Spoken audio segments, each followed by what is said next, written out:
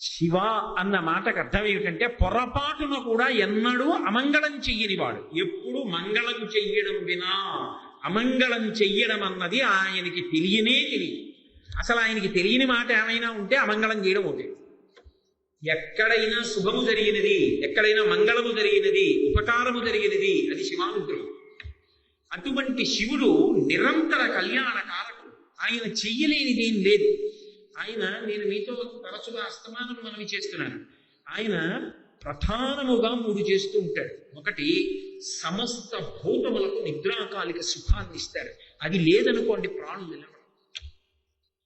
బాగా రాత్రి అయిపోయింది అనుకోండి, సమస్త భూతములు పట్టుకుంటాయి. నేను ఒక్కొక్కసారి కాకినాడ దగ్గరలో ఏదో ఊరు వెళ్ళి ప్రవచనం చేసి రాత్రి 11 12 కారులో కాకినాడ వస్తుంటే చూస్తే ఆశ్చర్యంగా ఉంటుంది. పగలు ఇంత రద్దీగా ఉన్న ఊరు, ఒక్క ప్రాణి. చలికాలంలో కుక్కలు కూడా ఏ బూడిద కుప్పల్లోనో ఇలా ముడుచుకుని పడుకుంటాయి. సృష్టిలో అదో విచిత్రం. జంతువు అయితే ముడుచుకు పడుకుంటుంది, మనిషి అయితే చాచుకు పడుకుంటాడు. మళ్ళీ పడుకోవడంలో కూడా ఈశ్వర నిర్ణయం అలా ఉంటుంది, విచిత్రం. అన్ని ప్రాణులు నిద్రపోతుంటాయి. ఇన్ని ప్రాణులకు నిద్రాకాలిక సుఖం అది చాలా కష్టంతో నిప్పితో ఉంటుందనుకోండి, ఎవడు పడుకుంటాడు? అది సుఖం. గాఢ నిద్ర పట్టేసింది.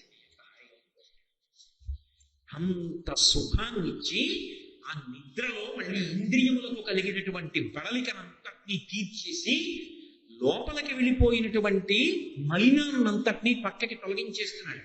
కంటి లోపల ఎంత ధూళి పడిపోతుందో తెల్లవారేటప్పటికీ జాగ్రత్తగా తడిలో దాన్ని మెత్తటి ముద్ద చేసి ఓ పక్కకి తీసుకొచ్చి అంటే కొలుపు దగ్గర పుసి కింద చేసి అటు ఇటు వెళ్ళిపోకుండా దాన్ని అంతటినీ కలిపి చిన్ని ముద్ద చేసి ఇక్కడ పెట్టి ఆ ముఖం కడుక్కొని ఇలా వేలుతో ఇలా అంటే తీసేసి కన్ను శుభ్రంగా ఉండేటట్టుగా ఆయన వ్యవస్థ చేస్తున్నాడు.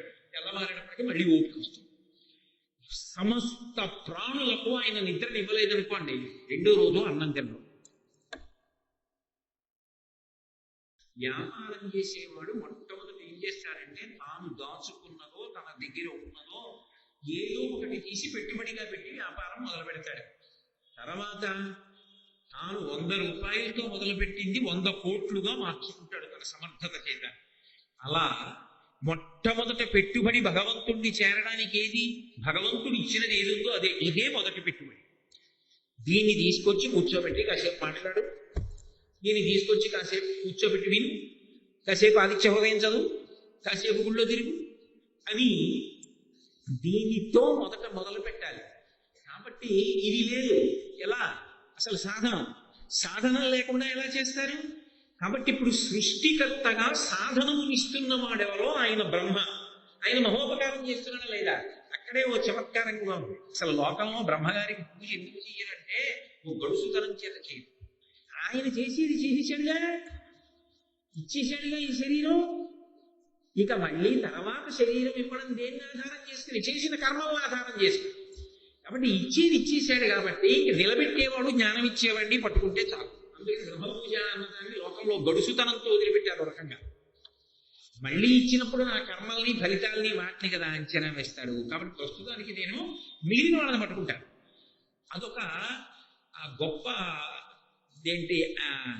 గడుసుతనంతో కూడుకున్నవారు లేకపోతే బ్రహ్మగారిని పూజ చెయ్యకుండా ఉండాలని నియమమేం లేదు. ఆయనకి నమస్కారం చేస్తే ఏదో వెంటనే కంఠం పట్టుకుని మహాదోషం చేసేసామని ఎవరే ఏమనుకుందండి. కాబట్టి సృష్టికర్తగా ఆయన సమస్త ప్రాణుల యొక్క శరీరము ఏర్పడడానికి కారణమవుతున్నాడు. మీరు ఒక్కటి ఆలోచించండి, అసలు శరీరం ఏర్పడడానికి కారణం ఏంటి? శరీరం ఏర్పడడానికి కారణం పరమరహస్యమేం కాదు, అందరికీ తెలిసిన్నదే. శుక్లశోణితములు కలిస్తే శరీరం వస్తుంది. పురుషుడు స్త్రీ సంగమించినప్పుడు శుక్లశోణితములు కలిస్తే తప్ప శరీరం ఏర్పడేటటువంటి అవకాశం ఉండదు. శుక్లశోణితములు దేని చేత తయారవుతాయి? తిన్న ఆహారము వలన తయారవుతాయి. ఆహారం ఎక్కడి నుంచి వస్తుంది? సూర్యకిరణముల యొక్క ప్రభావము చేత ఆహారము తయారవుతుంది. అది మాంసాహారం కానివ్వండి, శాకాహారం కానివ్వండి. సూర్యరశ్మి లేదనుకోండి ఇక పంట పండదు. సూర్యరశ్మి లేదనుకోండి జీవులు, అన్ని జీవులు పడిపోతాయి. ఎందుకంటే నీరు ఉబికిపోతుంది కింద నుంచి, అన్ని ప్రాణులు పడిపోతాయి. కాబట్టి ఆయన కిరణ సముదాయమే కదా ఆహారమునకు కారణము. ఆయన కిరణ సముదాయము ఆహారమునకు కారణమైతే ఆ ఆహారము తినడము కారణం కదా శుక్రశోణితములు ఏర్పడడానికి కారణము. ఆ శుక్రశోణితములు కదా పునర్జన్మకి కారణము, శరీరము రావడానికి కారణము. అప్పుడు సృష్టికర్త ఎవరు? సూర్య భగవానుడేనా? అందుచేత సృష్టికర్త. కాబట్టి ఇవన్నీ కూడా లెక్క పెట్టగలిగినటువంటి శక్తి అంతర్లీనము. ఏది పైకి కనపడదో ఆ అంతర్లీనమైనటువంటి శక్తి ఇన్ని విషయాల్ని లెక్క పెడుతోంది. నేను మీతో ఓ మాట అన్నాను, చేసిన కర్మలు పాపమో పుణ్యమో అవుతాయి అని ఓ మాట అన్నాను.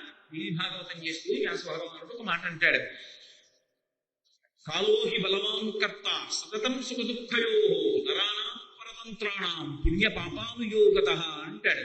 నరుడు పరతంత్రుడు. ఆయన ఎదురుండి నేను ఇది ఒప్పుకోను ఈశ్వర, నాకు ఈ దుఃఖం ఎందుకు ఇచ్చావు, ఏ పాపం చేస్తే ఇచ్చావు నాకు లెక్క చెప్పి అన్నలకి కంటి ఎదురుకుండా వచ్చిస్తాడేంటి? అలా ఏమి ఇవ్వడు. కానీ ఫలితాన్ని ఇచ్చినప్పుడు నోరు మూసుకొని రెండు చేతులు ఒగ్గి నమస్కరించి అనుభవించిన వాడెవడో వాడి ఎందుకు కారుణ్యం చూపిస్తాడు.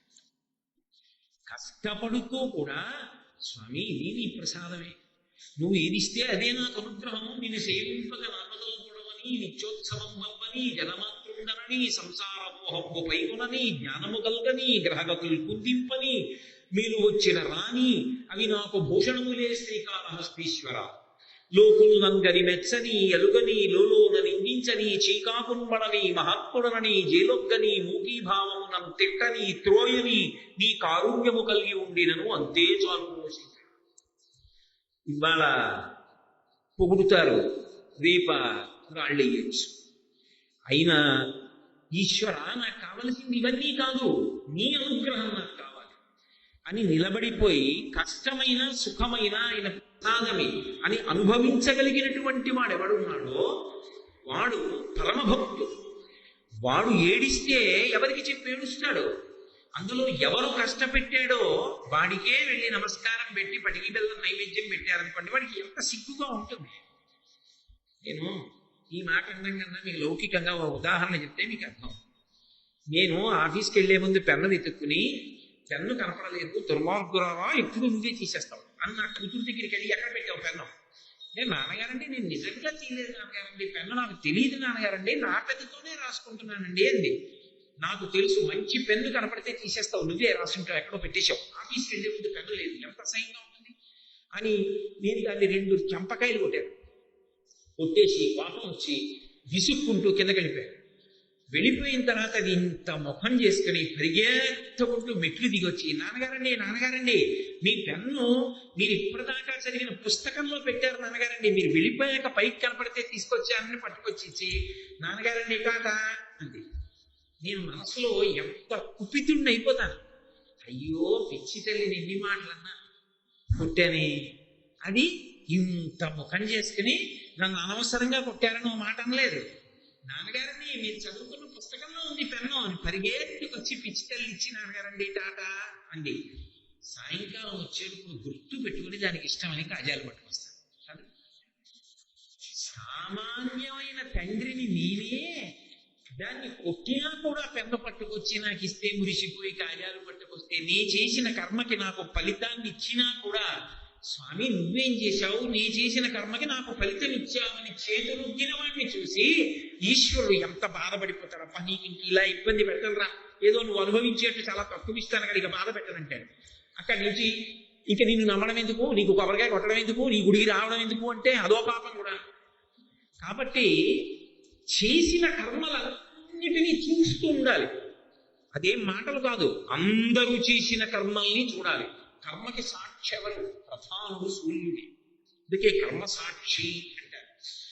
ఎంతమంది జీవులు ఉన్నారో ఇంతమంది జీవులు చేస్తున్న విషయాన్ని అక్కడ ఉంటాడు, ఇక్కడ ఉంటాడు. ఉండి ఒక్కడే చిత్రంగా కూర్చొని గుప్తంగా రాస్తాడు. ఆ లెక్కలు ఎవ్వరికి కనపడవు రాస్తున్నప్పుడు. చిత్రంగా కూర్చొని గుప్తంగా రాస్తాడు కాబట్టి చిత్రగుప్తుడు ఒక పేరు. ఆయన ఎవరో కాదు, సూర్యుడే. కాబట్టి ఇన్ని లెక్కలు రాసుకోవాలి, ఈ లెక్కలు తేల్చుకోవాలి, మళ్ళీ శరీరాలు ఇవ్వాలి. ఎందుకని? ఫోన్లే పాప ఇంకో అవకాశం ఇస్తాడు, ఏం చేస్తాడో చూస్తానంటే. ఆ అమ్మ కడుపులో పడుకుని 9 నెలలు అయిపోయిన తర్వాత నవమాసంబు ఘటిల్లే చాలునిక ఈ ప్రారంభము తీర్చి అని ఏడుస్తాడు. అప్పుడు స్వామి 9 నెలలు అయిపోయింది, మలమూత్రంబులతో మహాభయముతో ఆ లోపల అమ్మ కడుపులో పడి కొట్టుకుంటున్నాను, ప్రసూతి వాయు రూపంలో నన్ను బయటికి తోసేవయ్యా శంకర అని అడుగుతాడు. అడిగితే అప్పుడు ఆయన బయటికి తోసేసి శరీరాన్ని ఇస్తాడు. ఆ శరీరంతో ఇప్పటికైనా నువ్వు మంచి పనులు చేసుకోరా అంటాడు. గజేంద్ర మోక్షంలో ఏది ఏడవదు. నానానీక పయూధముల్ పెద్ద కాలంబు మహారణ్యంబులో సమ్మానింపం 10,00,000 కోటి కరణీనాథుండనయుండి మద్దానాంభ పరిపుష్ట చందన లతాంత ఛాయలం ఉండలేక ఈ రాశ ఇటీల వచ్చింది భయం పెట్టుకునే ఈశ్వర. 10 లక్షల కోట్ల భార్య నిజజ్ఞానాన్ని కాదు. గత జన్మలలో ఆ జీవుడు ఎన్ని శరీరాలో ఎంతమంది భార్యలు, ఈ జన్మలో అంటే కోటేశ్వరరావు అనబడే ఈ శరీరంలో ఉన్న జీవుడు ఓ భార్య. కానీ గతంలో ఈ జీవుడు ఎన్ని శరీరాల్లో ఉన్నాడో, ఆ శరీరాలకి ఎంతమంది భార్యలు ఉన్నారో, ఎంతమంది పిల్లలు ఉన్నారో నిజంగా గుర్తుపట్టగలిగితే ఎంత కంగారు వస్తుంది. ఆ పూర్వజన్మ జ్ఞానాన్ని అక్కడితో తీసేశాడు కాబట్టి గొడవ వెళ్ళిపోయింది. ఉన్న ఇద్దరి గురించి అంత వెదరికిపోతుంటే ఇంకా అంతమంది అన్ని విషయాలు తెలిస్తే ఇంకేమైనా ఉందా లోకంలో? ఎంత దయామయుడైనా ఎప్పటికప్పుడు అన్నీ మరిచిపోయేటట్టు చేసి మళ్ళీ మొదలెట్టు అని మళ్ళీ శరీరం ఇస్తున్నాడు. ఈ ఇవ్వడం కారుణ్యమా కాదా? కాబట్టి ఇది సృష్టికర్తగా ఆయన అనుగ్రహం. బాహ్యంలో గుర్తుపట్టడానికి ఆయన కిరణ సముదాయము లేకపోతే అసలు సృష్టికి హేతువులు ఏమున్నాయో అవి ఉద్భవించే అవకాశమే లేదు. అందుకని ఏష బ్రహ్మ, ఆయనే సృష్టికర్త. ఓ రామ, ఆయనకి నమస్కరించు, ఆయన నీకు ఏదైనా ఇవ్వగలరు. సృష్టికర్త ఇవ్వలేనిదే ఉంది. కాబట్టి అదిగో ఆ బ్రహ్మగారికి నమస్కరించు, నీకు వరదానం చెయ్యగలడు. చ ఏష బ్రహ్మాచ విష్ణుశ్చ, ఆయనే విష్ణువు కూడా. ఎందుచేత? విష్ణువు స్థితికారుడు. స్థితికారుడు అన్న మాటకు అర్థం ఏమిటంటే ఎప్పుడూ కూడా ఆయన రక్షణ చేస్తూ ఉంటాడు. మీరు అసలు ఏమీ పిలవలేదనుకోండి, ఏమీ పిలవకపోయినా ఆయన లక్షణం ఏమిటంటే రక్షణ చేయడం. అంటే నా ఉద్దేశం బ్రహ్మగారు రక్షణ చేయడు, శివుడు రక్షణ చేయడు అని కాదు. నేను చెప్తున్నది ఏమిటి? ఆయనే బ్రహ్మ, ఆయనే విష్ణువు, ఆయనే శివుడు అని. కానీ రక్షణ ప్రధాన కర్తవ్యమైన వాడెవరు అంటే విష్ణువు. ఇది కొన్ని చోట్ల అగ్ని పరీక్షల్లో విష్ణు తత్వం ప్రకాశిస్తుంది. గజేంద్ర మోక్షణ ఘట్టంలో ఏనుగు ఒక పెద్ద చమత్కారం చేసింది. అసలు ఏనుగు రక్షించమండం కాదు, ఏనుగు దేవతలుగా పరీక్ష పెట్టింది. అది ఓ శివ రండి అంటే గొడవ వదిలిపోరు, ఓ గజానన రండి గొడవ వదిలిపోరు, ఓ సుబ్రహ్మణ్యుడనా గొడవ వదిలిపోరు. అది అసలు పేరు చెప్పలేదు. పోనీ పేరు చెప్పకపోతే వదిలేయండి. తెల్లగా ఉంటావు, నాగుపాములు వేసుకుంటావు, చంద్రవంక శిరస్సు మీద ఉంటుంది అంటే ఒక ఆయన వస్తాడు. నల్లగా ఉంటావు, మబ్బులో ఉంటావు, కౌస్తుభం పెట్టుకుంటావు, ఒక ఆయన వస్తాడు. 4 ముఖాలతో ఉంటావు, 4 ముఖాలతో వేదం చదువుతావు, పద్మంలో కూర్చుంటావు, ఒక ఆయన వస్తాడు. నెమలి వాహనం ఎక్కుతావు, ఒక ఆయన వస్తాడు. అసలు ఏది ఇవి చెప్పండి. ఇవేమీ చెప్పకుండా అది చిత్రంగా ఈశ్వర గుణములను మాత్రమే చెప్పింది. తస్మై నమ పరీషాయ బ్రహ్మణే అనంత శక్తయే రూపయో రూపాయ నమ ఆశ్చర్య కర్మణే నమ శాంతాయ ఘోరాయ బుధాయ గుణధర్మిణే నిర్విశేషాయ సామ్యాయ నమో జ్ఞానఘనాయ చ క్షేత్రజ్ఞాయ నమస్తుభ్యం మహావ్యక్ష సాక్షిణే పురుషాయాత్మమూలాయ మూల ప్రకృతయే నమః సోహం విశ్వసృజం విశ్వమవిశ్వం విశ్వవేదసం విశ్వాత్మానం పరబ్రహ్మ ప్రణతోస్మి పరమపదం యోగరంధిత కర్మాణో హృదయోగ విభావతే యోగినోయం ప్రపశ్యంతి యోగీశం తం నతోస్పృహం నమో నమస్తే కిల కారణాయ నిష్కారణాయ అద్భుత కారణాయ సర్వాగమన్నాయ మహర్ణమాయ నమోపవర్గాయ పరాయణాయ. ఎవరెళ్ళాలి? దేవతలందరూ లేచి నిలబడ్డారు. అది ఎవని చేజనించు జగమెవ్వని లోపల నుండు లీలమై ఎవ్వని ఎందుడిందు పరమేశ్వరుడెవ్వడు మూల కారణం వెంపడనాది మధ్యలుడెవ్వడు సర్వము తానయైన వాడెవ్వడు వాని అత్మభూ ఈశ్వరుడే శరణంబు వేడెదన్నట్టుంది. అదొక పేరు చెప్పట్లేదు, రూపం చెప్పట్లేదు. ఎవరు రావాలి? అందరూ లేచి నిలబడి నన్ను కాదంటే నన్ను కాదని కూర్చున్నారు. పేరు చెప్పకపోయినా ఏమీ చెప్పకపోయినా రక్షించవలసిన కర్తవ్యం ఉన్నవాడెవరు అంటే శ్రీ మహావిష్ణువు. అందుకే ఆయన బయలుదేరి. రక్షణ కర్తవ్యం ఉన్నవాడెవరు అంటే స్వామి. ఆయన రక్షణ కర్తవ్యముగా ఉన్నవాడు కాబట్టే ప్రతిజ్ఞ చేస్తాడు. పరిత్రాణాయ సాధూనాం వినాశాయ చ దుష్కృతాం ధర్మ సంస్థాపనార్థాయ ఛాయా సంభవామి యుగే యుగే.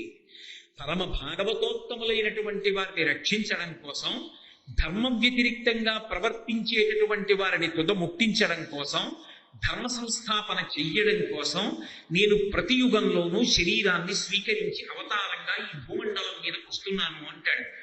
కాబట్టి అవతార స్వీకారం చేసి ధర్మ సంరక్షణ చెయ్యవలసినటువంటి కర్తవ్యాన్ని భుజాల మీదకెత్తుకున్నటువంటి వాడెవరో ఆయన విష్ణు. ఆయన సర్వకాలముల యందు లోక సంరక్షణం చేస్తూ ఉంటాడు. ఆయన లోక సంరక్షణం చేస్తాడు కాబట్టే సూర్య భగవానుడు లోక సంరక్షణమే చేస్తున్నాడు. ఆయన లోక సంరక్షణం చేస్తున్నాడు అనడానికి తేలిక ఉదాహరణ ఒకటే, అందులోనే ఉంది ఋతుకర్త ప్రభాకర.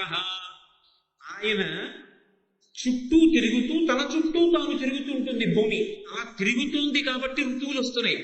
ఋతువులు వస్తున్నాయి కాబట్టి వాతావరణంలో ఒక మార్పు వస్తోంది. అనేకమైనటువంటి చెట్లు అనేకమైన ఋతువులలో ఫలిస్తున్నాయి. అనేక రకములైనటువంటి వాతావరణములు ఏర్పడుతున్నాయి. సృష్టి జరుగుతోంది, నిలబడుతోంది, ప్రళయం అవుతోంది. ఏదో ఒక ప్రత్యేక కాలంలో భూమి సూర్యుడి చుట్టూ తిరుగుతున్నప్పుడు వర్ష ఋతువు వస్తుంది. వర్ష ఋతువు వచ్చిందనుకోండి, సృష్టి ఏర్పడుతుంది భూమి మీద. అప్పటి వరకు సీతాఫలం గింజేదో, సపోటా గింజేదో, మామిడి టెంకేదో ఎవరికీ తెలియదు, మట్టిలో పడిపోతుంది. మొట్టమొదట వర్షం పడింది. వర్షం పడగానే ఆ వాన చినుకు వెళ్ళి మట్టిలో ఉన్నటువంటి ఆ గింజకి తగిలింది. అంకురం రాదు, సూర్యకిరణం పడాలి. సూర్యకిరణం పడింది. పడగానే అందులోంచి అంకురం వస్తుంది. ఇప్పుడు అసలు ఆ వాన ఇచ్చిన వాడెవరు? ఆ వాన లేదనుకోండి, నీరు లేదు. నీరు లేదనుకోండి, లోకం లేదు. అందుకే ఆ నీటిగా ఉండి లోకాలన్నింటినీ కాపాడాలి. కాపాడి సృష్టి జరగాలి. సృష్టి జరిగి గింజలలోంచి మొక్కలు పుట్టాలి. మొక్కలు చెట్లు అవ్వాలి. చెట్ల వలన మనకి ఫలసాయం లభించాలి. ఇప్పుడు ఆ ఋతు రూపంలో ఉండి సృష్టి చేస్తున్నవాడు వర్షాకాలంలో ఎవరు? ఆయనే. మనకంటే అనారోగ్యంగా ఉంటే ఏదో వైద్యం చేయించుకుంటాం. దానికి కూడా చీడ పీడ పురుగు పట్టేస్తుంది. చెట్లన్నింటికి పట్టేస్తే వాటిని రక్షించాలి. ఆకులన్నీ వదిలేయాలి చెట్లు. ఆ చీడ పీడ పట్టిన ఆకులన్నీ పోవాలంటే ఎవడో ఒకడు వెళ్ళి అన్ని చెట్ల యొక్క ఆకులను తులుచుడు అని చెప్పక్కర్లేదు. శిశిరంతో వచ్చింది, చెట్లన్నీ ఆకులు రాల్చేస్తాయి. మళ్ళీ నవనవలాడుతూ ఆకులన్నీ కొత్తవి రావాలి. వసంత ఋతువు వచ్చింది. చైత్ర శ్రీమాన్ అయం మాసః పుణ్యః పుష్పితకాననః యవ్వరాజ్యాయ రామస్య సర్వం మే ఉపకల్ప్యతాం. మళ్ళీ చెట్లన్నీ చిగర్చేస్తాయి. ఇలాంటి చోట్ల కాదు. మీరు ఇటువంటప్పుడు ఏ శృంగేరియో వెడుతుంటేనో, హోర్నాడు క్షేత్రం వెడుతుంటేనో చూడాలి. అసలు వసంత ఋతువు యొక్క వైభవం ఏమిటో అప్పుడు కనపడుతుంది. అరణ్యములన్నీ కూడా చిగర్చేసి ఒక కొత్త ఆకుపచ్చ కాంతితో, పువ్వులతో, మొగ్గలతో ఎంత అందంగా ఉంటాయో. వసంత ఋతువు అంటేనే శోభ. అంత గొప్పగా ఉంటుంది వసంత ఋతువు. ఇంత గొప్పగా మళ్ళీ చెట్లన్నిటికీ ఆకులు తొడిగిన వాడెవరు? నేనా? ఒక్క చెట్టుకి చిగురుటాకు నేను తేగలనా? మీ సంగతి నాకు తెలియదు. నేను ఒక్క చిగురుటాకు నేను తేలేను.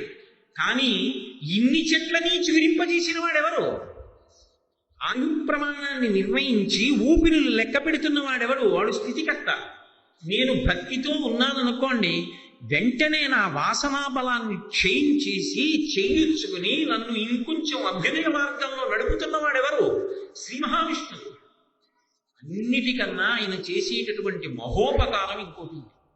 నేను అలా ఉండలేకపోయాను అనుకోండి, ఎవరితో చెప్పాలి? ఈశ్వరుడు ఆయన్ని చేరుకోవడానికి కొన్ని పనిముట్లు ఇచ్చాడు. ఇచ్చేవి ఈ పనిముట్లు పట్టుకుని నా దగ్గరికి వచ్చాయి, ఇవి ఎక్కితే వచ్చేస్తాం అన్నారు. కొంతమంది పిల్లలు ఏరు దాటి అవతల ఒడ్డుకి వెళ్ళారు. వాళ్ళందరూ ఆడుకుంటారు. అక్కడ ఒక ఖాళీ పడవద్దు. ఎవరో ఒక బెస్తవాడు పరుగున వచ్చాడు. ఒరే నాయన, పైనుంచి వరద వచ్చేస్తుంది, ఇంకొక 5 నిమిషాల్లో మీరు ఏరు దాటి అవతల ఒడ్డుకి వెళ్ళిపోవాలి. ఈ 5 నిమిషాలలో దాటకపోతే మీరు కొట్టుకుపోతారు. ఇంకా ఆ వరద కాగలేదు. అప్పుడే సన్నటి ప్రవాహం ఉంది. ఈ ప్రవాహం మీరు దాటచ్చు. ఎంతోసేపు పట్టదు. ఏవల ఒడ్డు నుంచి అవల ఒడ్డుకి వెళ్ళవద్దు, కాలు పెట్టకండి, వెంటనే ఈ పడవ ఎక్కి వెళ్ళిపోండి అన్నాడు. ఇప్పుడు వాళ్ళకి సాధనం ఏంటి? వాళ్ళ పడవ మీద ఆ ప్రవాహంలో పడవ వెళ్ళిపోతుంది. అది ఉద్ధృతి పొందే లోపల వాళ్ళ ఆవల ఒడ్డుకి వెళ్ళిపోవాలి. ఇప్పుడు పడవ ఉంది, యువతల ఒడ్డుకి అవతల ఒడ్డుకి వెళ్ళిపోయాడు. పనిముట్టుంది, దాటేశాడు. ఈశ్వరుడు కొన్ని పనిముట్లు ఇచ్చాడు. ఈ శరీరం ఇచ్చాడు, శాస్త్రం ఇచ్చాడు, గురువు ఇచ్చాడు. ఒరే, నువ్వు గురువు గారి పాదాలు పట్టుకో, శాస్త్రాన్ని పట్టుకో, ఈ శరీరంతో అనుష్ఠానం చెయ్యి, నువ్వు నా దగ్గరికి వచ్చేస్తావు అన్నాడు. నేనేం చేస్తున్నాను? శాస్త్రం నాకెందుకంటే, గురువు గారు నాకెందుకంటే అని రెండూ వదిలేసి శరీరంతో భోగాలు అనుభవిస్తున్నాను, హాయిగా ఇంద్రియాలతో సుఖాలు అనుభవిస్తున్నాను. నేను మార్గం తప్పిపోయాను. ఇప్పుడు దానివల్ల ఇంకా కొన్ని కోట్ల జన్మలు ఎత్తాలి. ఇప్పుడు ఎవడు నాకు ఏ ఉపకరణాలు ఇచ్చి దాని వలన తన దగ్గరికి రమ్మన్నాడో ఆ ఉపకరణములను ఆయన దగ్గరికి చేరడానికి సాధనములుగా కాకుండా నేను పాడైపోవడానికి ఉపకరణాలుగా వాడుకుంటున్నాను. కానీ లోపల బెరుకుంది. ఒరే, ఎంతకాలం ఉంటారు ఇందులోంచి బయటకు వచ్చేస్తే ఏమో నిత్యమా జీవితము నీటిపై బుగ్గ, నీటి మీద బుడగ ఎప్పుడు పగిలిపోతుంది ఎవడై తెలుసు. అప్పుడు మళ్ళీ ఈ జన్మ వస్తుందని ఏమి నమ్మకం? ఇందులో ఉన్నాను కాబట్టి అన్నిటికన్నా ముందు కంఠం ఉంది.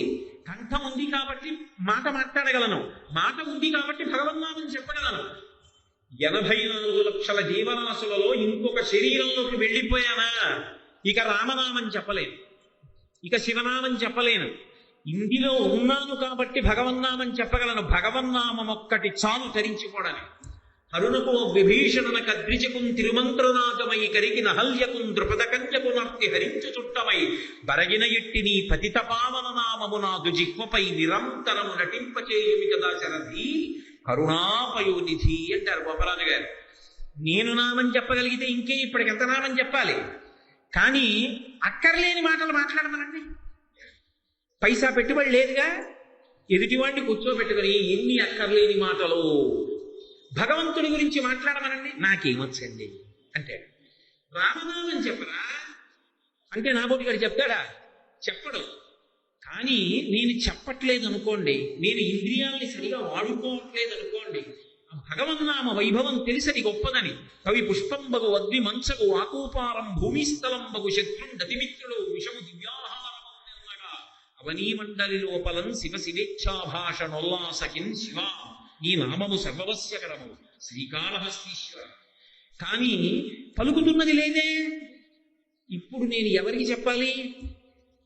నేను వచ్చి మీతో చెప్పాను అనుకోండి, మరి మీకు తెలుసు కదండి, ఈ శరీరం గొప్పదని తెలుసు, ఇంద్రియాలు గొప్పదని తెలుసు, మనసు గొప్పదని తెలుసు, మానవ జన్మ గొప్పదని తెలుసు, భగవన్నామని చెప్పాలని తెలుసు, కంఠం ఉందని తెలుసు, శాస్త్రం ఉందని తెలుసు, గురువు ఉన్నారని తెలుసు. అన్నీ తెలిసి నేను ఏమీ పట్టుకోలేకపోతున్నానంటే నేను మాత్రం ఏం చేయనండి అంటే. ఇంకా కొంచెం తెలియగలవాడైతే అంటాడు, నేను అదే స్థితిలో ఉన్నాను, మీకు ఏమైనా తెలిస్తే నాకు కొనుక్కొచ్చి చెప్పండి అంటే కదా. అప్పుడు ఎవరికి చెప్పాలి? ఎవడిచ్చాడో వాడికే చెప్పాలి. అయ్యా, నువ్వు ఇవన్నీ ఉదారంగా ఇచ్చావు నాకు, కానీ ఇవి ఎందుకు పనికొస్తున్నాయి? నేను పాడవడానికి పనికొస్తున్నాయి. కారణం నీ తప్పు కాదు, నా తప్పు. నియంత్రించుకోలేకపోతున్నాడు బుద్ధినిచ్చినా కూడా. కాబట్టి నువ్వు జోక్యం చేసుకుని నువ్వు నన్ను తిప్పు అని ఆయనకి వశపడిపోయి నా లోపాన్ని ఆయనతో చెప్పుకుంటే శరణాగతి అంటాడు. అప్పుడు ఇక నా ప్రయత్నం ఉండదు. నేను త్రికరణ శుద్ధిగా సర్వధర్మాన్ పరిత్యజ్య మామేకం శరణం వ్రజామి మా సర్వపాపేభ్యో మోక్షయిష్యామి మా శుచ. కానీ నేను నోటితో చెప్పినంత తేలిక కాదు. ఎవరో మహాత్ముని చేశాడు, గుంజలి లాంటి వాడు చేశాడు. రోషీరోయదు కామినీ జనుల తారుణ్యోరు సౌఖ్యంబులన్ వాసీబాయద పుత్రమిత్ర ధన సంపద్భ్రాంతి వాంఛాలమయోషీరోయదు నామనం ప్రకటనీయున్ ప్రీతిగా సక్రియల్ చేసీ చేయదు దీని తిరులనచవే శ్రీకాళహస్తీశ్వర అని చెప్పుకున్నాడు. మనసు ఉద్ధతితో ఉంది, నా మాట వింటలేదు. ఈశ్వర, మీరు జోక్యం చేసుకుని నన్ను మీ వైపు తిప్పండి, దీనివల్ల నేను పాడైపోతున్నాను అన్న విషయాన్ని అరమరిక లేకుండా ఈశ్వరుడి దగ్గర చెప్పి మీరు జోక్యం చేసుకుని నన్ను కాపాడండి అని అడగడాన్ని శరణాగతి అని పిలుస్తారు. ఇప్పుడు అలా శరణాగతి చేశారనుకోండి, నిజంగా త్రికరణ శుద్ధిగా అలా అడిగితే వెంటనే స్వామి జోక్యం చేసుకుంటాడు. ఇక సాధనా మార్గంలో నయితి నయితి నయితి నయితి నయితి అంటూ వెడితే ఎక్కడికి వెడతాడో శరణాగతి చేత అక్కడికే వెడతాడు. శరణాగతి పెద్ద దూకు. కానీ అసలు నీకు ఇచ్చింది ఏమిటి, నువ్వు చేస్తున్నది ఏమిటి, నీ దోషం ఏమిటి, ఎవరికి చెప్పాలి, అవగాహన ఉండి త్రికరణ శుద్ధిగా చెప్పాలి. చిప్పి చెప్పకూడదు. కలడు గలండనడు వాడు కలడో లేడు అన్నట్టుగా ఇదేదో బాగానే ఉంది, హాయిగా ఏదో ఇంద్రియాలతో సుఖాలను భవిస్తున్నాం, ఇప్పుడు ఆయన్ని జోక్యం చేసుకోమంటే చటుక్కున భక్తిని ఇచ్చేస్తే, వీటన్నిటి మీద వైరాగ్యం వచ్చేస్తే, అయ్యో ఇవన్నీ చూడడానికి కుదరదేమో, ఇవన్నీ అనుభవించడానికి కుదరదేమో అని మనసులో బాధపడుతూ పైకి మాత్రం శరణాగతి శరణాగతి శరణాగతి అంటే ఆయన ఏం జోక్యం చేసుకోవడం ఆయనకి తెలుసు. రామకృష్ణ పరమహంస ఒక ఉపాఖ్యానం చెప్తుండేవారు. లక్ష్మీదేవి పాదాలు ఒత్తుతుంటే ఓ రోజున శేషపాంకు మించి చటుక్కుని లేచి పరిగెడుతున్నాడు. అలా పరిగెడుతున్నవాడు ఆగిపోయి వెనక్కి వచ్చేసి పట్టన్నాడు మళ్ళీ కాళ్ళు జాక. ఆవిడ ఏం పరిగెత్తడం ఎందుకు, వెనక్కి రావడం ఎందుకు? ఆయన అన్నాడు, ఏమీ లేదు, ఓ ఏటి ఒడ్డున నాకు పరమ భక్తుడైనటువంటి ఓ చాకలివాడు బట్టలు ఉతుక్కుంటూ నా నామం చెప్తున్నాడు. కొంతమంది పిల్లలు ఆయన ఎప్పుడూ భగవన్నామని చెప్తాడని పిచ్చివాడి కింద భావించి ఆయన మీద రాళ్ళు విసిరాడు. కానీ అతను నా నామమే చెప్పుకుంటూ దెబ్బలు తింటున్నాడు. అతను నేనున్నానని నమ్మి తిరిగి కొట్టడం కూడా మానేసి దెబ్బలు తింటుంటే శరణాగతి కనుక నేను జోక్యం చేసుకోవాలి కనుక అతని ప్రయత్నం లేదు కనుక నేను పరిగెత్తాను. మరి వచ్చేసారే, అతను రాయేశాడు, నేను వచ్చేసాను. అంత కష్టం శరణాగతి, అంత తేలికైన విషయం కాదు. అంత త్రికరణ శుద్ధిగా చెయ్యాలి. శరణాగతి చేస్తే ఉత్తర క్షణం జోక్యం చేసుకుంటాడు. మీరు అందుకే రామాయణ భారత భాగవతాది కావ్యములను దేన్నైనా పరిశీలనం చేయండి. శరణాగతి చేసినటువంటి ఉత్తర క్షణంలో పరమాత్మ జోక్యం చేసుకుంటారు. రుక్మిణీ కళ్యాణ ఘట్టం, గజేంద్ర మోక్షణ ఘట్టం, విభీషణ శరణాగతి, ఇవన్నీ కూడా శరణాగతిలో భగవంతుడు ఎంత తొందరగా జోక్యం చేసుకుంటాడో నిరూపణ చేసేటటువంటి విశేషాలు. ఇప్పుడు మన అభ్యున్నతికి ఆంతరమనందు కారణమై శరణాగతి చేసినంత మాత్రం చేత జోక్యం చేసుకుని మన యొక్క జీవన దిశని మార్చగలిగినటువంటి పరమాత్మతత్వం ఏదుందో అది స్థితికర్త అయినటువంటి విష్ణుతత్వం. బాహ్యమునందు ధర్మ సంరక్షణ చేసేటటువంటి వాడు ధర్మాత్ములను నిత్యము కాపాడు. ఇది స్థితికర్త రక్షణ. మీరు ఒక్కటి బాగా పట్టుకోవాలి. పూజ చేత ప్రసన్నుడవుతాడా, ధర్మము చేత ప్రసన్నుడవుతాడా అంటే ఈశ్వరుడు యథార్థమునకు ప్రసన్నుడయ్యేది ధర్మము చేతనే. పూజ అన్న భావనకి అర్థం ఏమిటంటే నిజానికి ధర్మమే. మీరు తేలికగా అర్థం అవడానికి, నేను అర్థం చేసుకోవడానికి ఒక మాట చెప్తాను. నేను తరచుగా ఈ ఉపమానాన్ని వాడుతుంటాను నా ప్రవచనాల్లో. ఒరే నాన్న, ఇలా బ్రతకకూడదురా, తప్పురా. నీకు భగవంతుడు ఏ ఉద్యోగం ఇచ్చాడో ఆ ఉద్యోగాన్ని సక్రమంగా చేసి ధార్మికంగా నీకు ఇచ్చినటువంటి జీతంతో నువ్వు తృప్తిగా బతుకు, తప్ప ఎన్నడూ చెడు మార్గంలో వెళ్ళకు అని నేను నా పెద్ద కొడుక్కి చెప్పాను, రెండో కొడుక్కి చెప్పాను, మూడో కొడుక్కి చెప్పాను. అంటే నా మీద పెట్టుకుంటున్నాను. నిజంగా నాకు 3 కొడుకులు ఉన్నారు, నేను చెప్పాను వాళ్ళు తప్పు చేశారని కాదు. ఒక ఉదాహరణ మీ మీద పెట్టకూడదు కాబట్టి నా మీద పెట్టుకుంటున్నాను. 3కి చెప్పాను. పెద్దవాడు ధర్మం పట్టుకున్నాడు.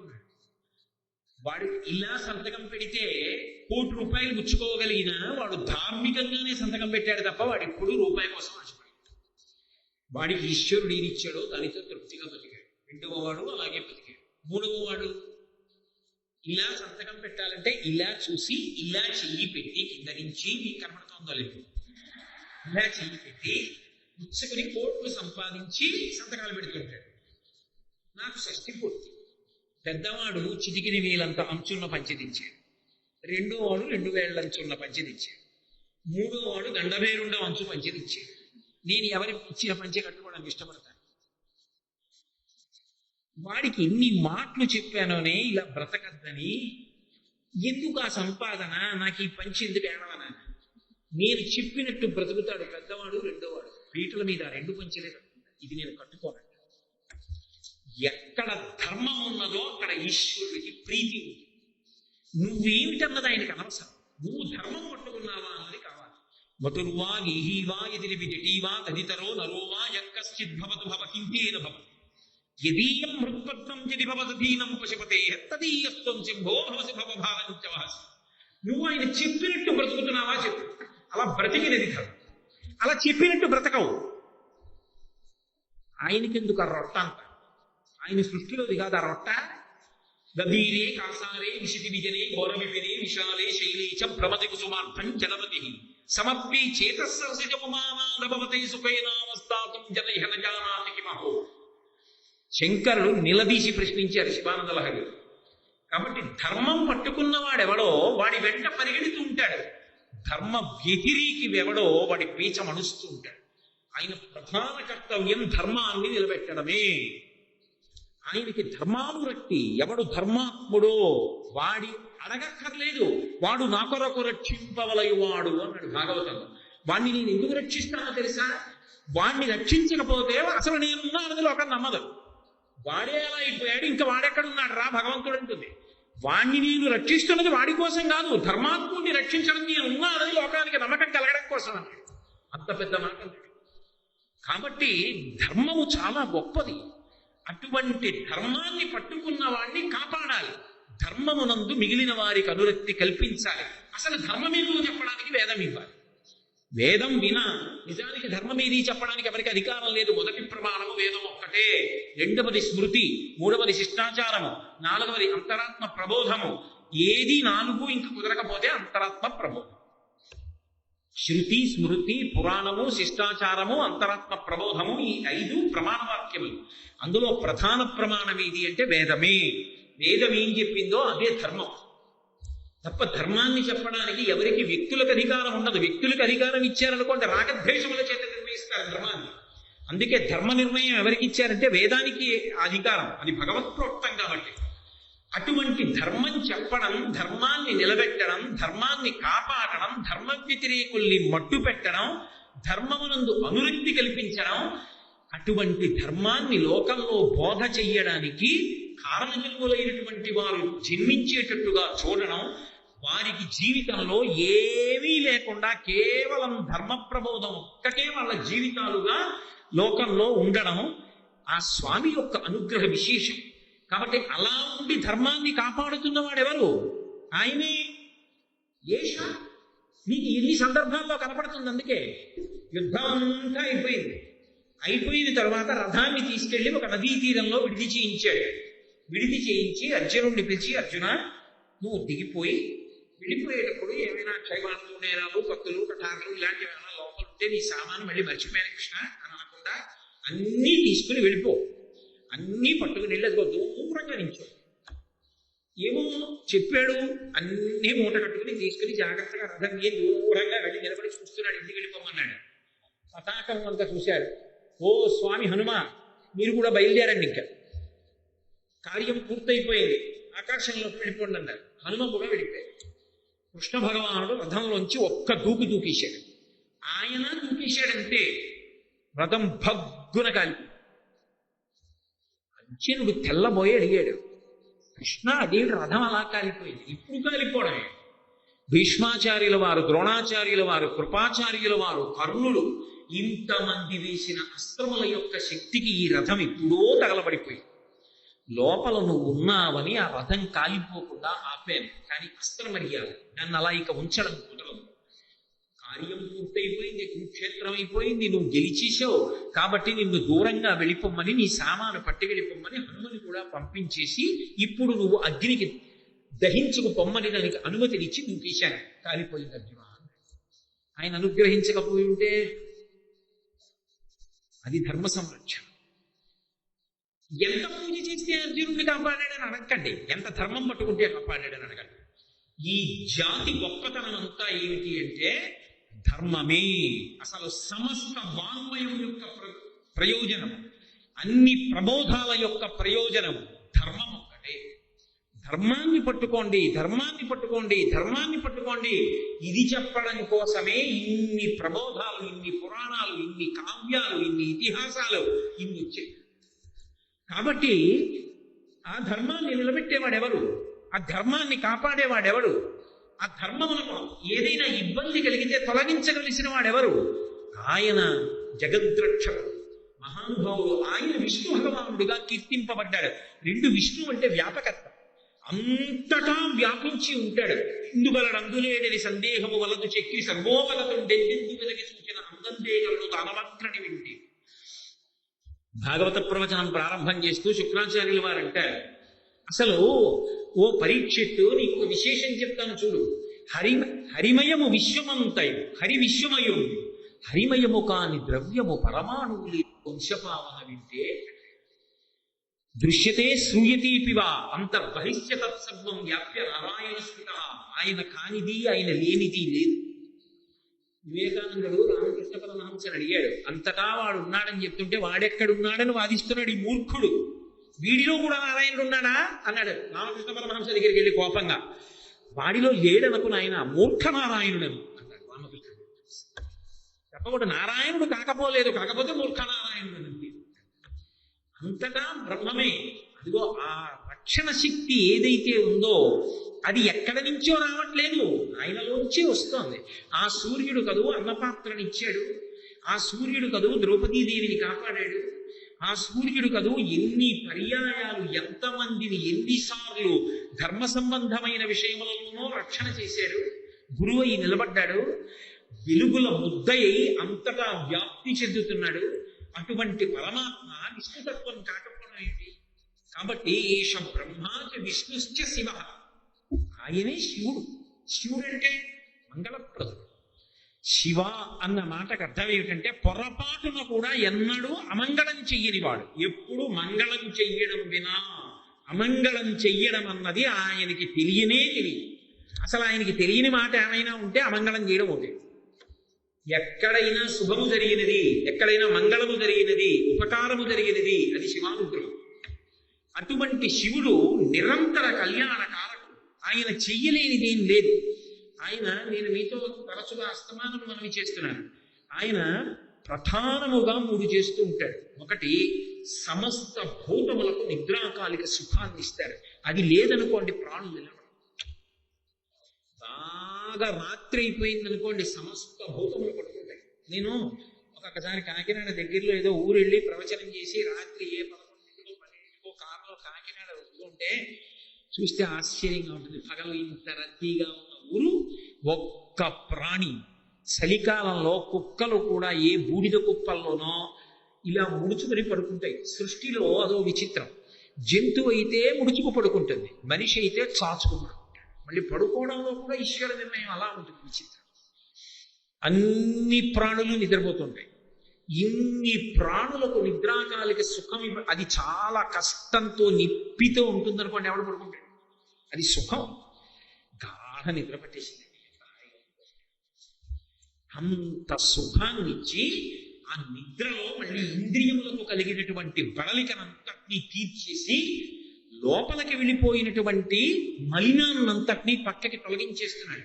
కంటి లోపల ఎంత ధూళి పడిపోతుందో తెల్లవారేటప్పటికీ జాగ్రత్తగా తడిలో దాన్ని మెత్తటి ముద్ద చేసి ఓ పక్కకి తీసుకొచ్చి కంటి కొలుకు దగ్గర పుసి కింద చేసి అటు ఇటు వెళ్ళిపోకుండా దాన్ని అంతటినీ కలిపి చిన్ని ముద్ద చేసి ఇక్కడ పెట్టి ఆ ముఖం కడుక్కుని ఇలా వేలుతో ఇలా అంటే తీసేసి కన్ను శుభ్రంగా ఉండేటట్టుగా ఆయన వ్యవస్థ చేస్తున్నాడు. తెల్లవారేటప్పటికీ మళ్ళీ ఓపిక వస్తుంది. సమస్త ప్రాణులకు ఆయన నిద్రని ఇవ్వలేదనుకోండి, 2వ రోజు అన్నం తిన్నాడు. రాత్రి నిద్ర పట్టలేదండి, ఆకలి ఇట్లేదు. ఆకలి వేసి అన్నం తినలేదనుకోండి, నిద్ర పట్టదు. ఈ కడుపుకి కంటికి దగ్గర సంబంధం, అందుకు ఉపవాసం వచ్చింది. ఉపవాసం అంటే మొత్తం మానేయమని కాదు, దీన్ని నిండా తినేసామనుకోండి కరుదెప్ప పడిపోతుంది. దీన్ని నిండా తినకుండా సాత్విక ఆహారం ఎంతవరకు అవసరమో అంతవరకు ఇచ్చామనుకోండి, ఇది తెరుచుకుని నిలబడుతుంది. ఏ పనికి పురమాయించామో ఆ పని మీద ఇంద్రియాలు నిలబడతాయి. అందుకు ఉపవాసం చేయమంటారు. ఉపవాసాలు లేవండి అనకూడదు. ఉపవాసం ఎలా వాడుకోవాలో అలా వాడుకోవాలి సాధనంగా. కాబట్టి కంటికి కడుపుకి ఉన్నటువంటి సంబంధం, రాత్రి నిద్రపోలేదా పగలాకలి లేదా అన్నం తినలేదా రాత్రి నిద్రపట్టదు, రాత్రి నిద్రపట్టలేదా మళ్ళీ ఆకలి లేదు, 10 రోజులు ఇలా ఉన్నావా నీరసపడి మంచాన పడతాడు. కాబట్టి అసలు నిలబెట్టిన వాడు ఎవరు? ఆయనే. సర్వ ప్రాణులకు నిద్రాకాలిక సుఖాన్ని ఇచ్చాడు. అంత వరికెందుకండి? నేను ఒక్కటి చెప్తాను, మీరు వినండి. ఇవన్నీ మీకు తెలియనికోవు, నేను చెప్తే ఏమీ తెలియనట్టు అలా అమాయకంగా వింటారంతే. మీరు నిద్ర పట్టడానికి ఉపకరణములను సిద్ధం చేసుకుంటామేమో, కానీ నిద్ర పోవడం మన చేతిలో ఉందా? ఓ పరుపు వేసుకోవడం, తెల్లటి దుప్పటి వేసుకోవడం, మెత్తడి కలగడం పెట్టుకోవడం, దోమ పుట్టకుండా ఆలోపు పెట్టుకోవడం, చల్లగా ఉండడానికి ఏసీ వేసుకోవడం, 3వ గేర్లో ఫ్యాన్ వేసుకోవడం, చప్పుడు అవ్వకుండా కిటికీలు వేసేసుకోవడం, ఇంకా కొంతమంది మంచి భోగం అనుభవించే వాళ్ళు అయితే ఏదో సువాసన వచ్చేటట్టుగా ఏదో గోడల నిండా కూడా కొట్టుకుని పడుతున్నాడు. ఇన్ని బాగున్నాయి. ఇవి పెడితే నిద్ర వస్తుందని ఎక్కడ ఉందా? ఇన్ని ఉన్నా నిద్ర పట్టలేదు అనుకోండి, వాడికి నరకం కనపడుతుంది. ఎప్పుడు తెల్లారుతుందండి. అబ్బా అందరూ నిద్రపోతున్నారు, లేపలేను, నిజంగానే పిచ్చిక్కిపోయింది రాత్రి అంటే. ఒక్క రాత్రి నిద్ర పట్టకపోతే ఇన్ని సంవత్సరాల నా జీవితంలో ఇన్ని రాత్రులు నా గురించి ఎప్పుడన్నా ఆలోచించేవరా, తుమ్మి పువ్వు వేసేవరా అని అడగకుండా మహానుభావుడు ఇన్ని రాత్రులు నిద్ర పట్టించాడే, ఆయన కన్నా మంగళప్రదుడు లోకంలో ఉన్నాడా? ఆ నిద్ర పట్టించే శివుడు ఎవరో కాడు ఆయనే. ఆయన రాత్రి పక్కకి వెళ్లకుండా అలాగే నించున్నాడు అనుకోండి, ఇంకా నిద్రే ఓరెత్తిపోతుంది వేడి. కానీ చూడండి, రాత్రి అయ్యేటప్పటికి దీపాలన్నీ ఆర్పేసి చిన్న దీపం ఆకుపచ్చ కాంతితో వెలిగించుకుంటాం. నా వెలుతురుతోటే చంద్రబింబం అన్న ఓ గొప్ప దీపాన్ని, చల్లటి కాంతినిచ్చే దీపాన్ని వెలిగిస్తాను లేరా అని చెప్పి చల్లకాంతితో దీపాన్ని వెలిగించి తాను పక్కకి వెళ్ళిపోయి బజ్జోండి మీ అందరిని జోలపాట పాడుతున్నాడు. ఆయన కాదు శివుడు, ఆయనే శివుడు. శివుడు ఆత్యంతిక ప్రళయం చేస్తాడు. అంటే అజ్ఞానాన్ని పోగొట్టి జ్ఞానం ఇస్తాడు ఆయన. అందుకే జ్ఞానదాత మహేశ్వర. జ్ఞానమివ్వగలిగినటువంటి పరమశివుడు ఎవరున్నాడో ఆయన రూపము సూర్యుడే. నేను మీకు రోజూ చెప్తున్నాను ఆ మాట. లోపల తిమిరాన్ని కూడా పోగొట్టగలిగిన వాడు, గురుతత్వమై నిలబడగలిగిన వాడు, మనిషిని సాధనా మార్గం వైపుకు మళ్లించగలిగిన వాడు, ఉత్తమగతులు కల్పించగలిగిన వాడు, పునరావృత్తి లేని శాశ్వత శివ సాయుధ్య స్థితిని ఇవ్వగలిగిన వాడు, విడుదలను కల్పించగలిగిన వాడు ఆ సూర్య భగవానుడే.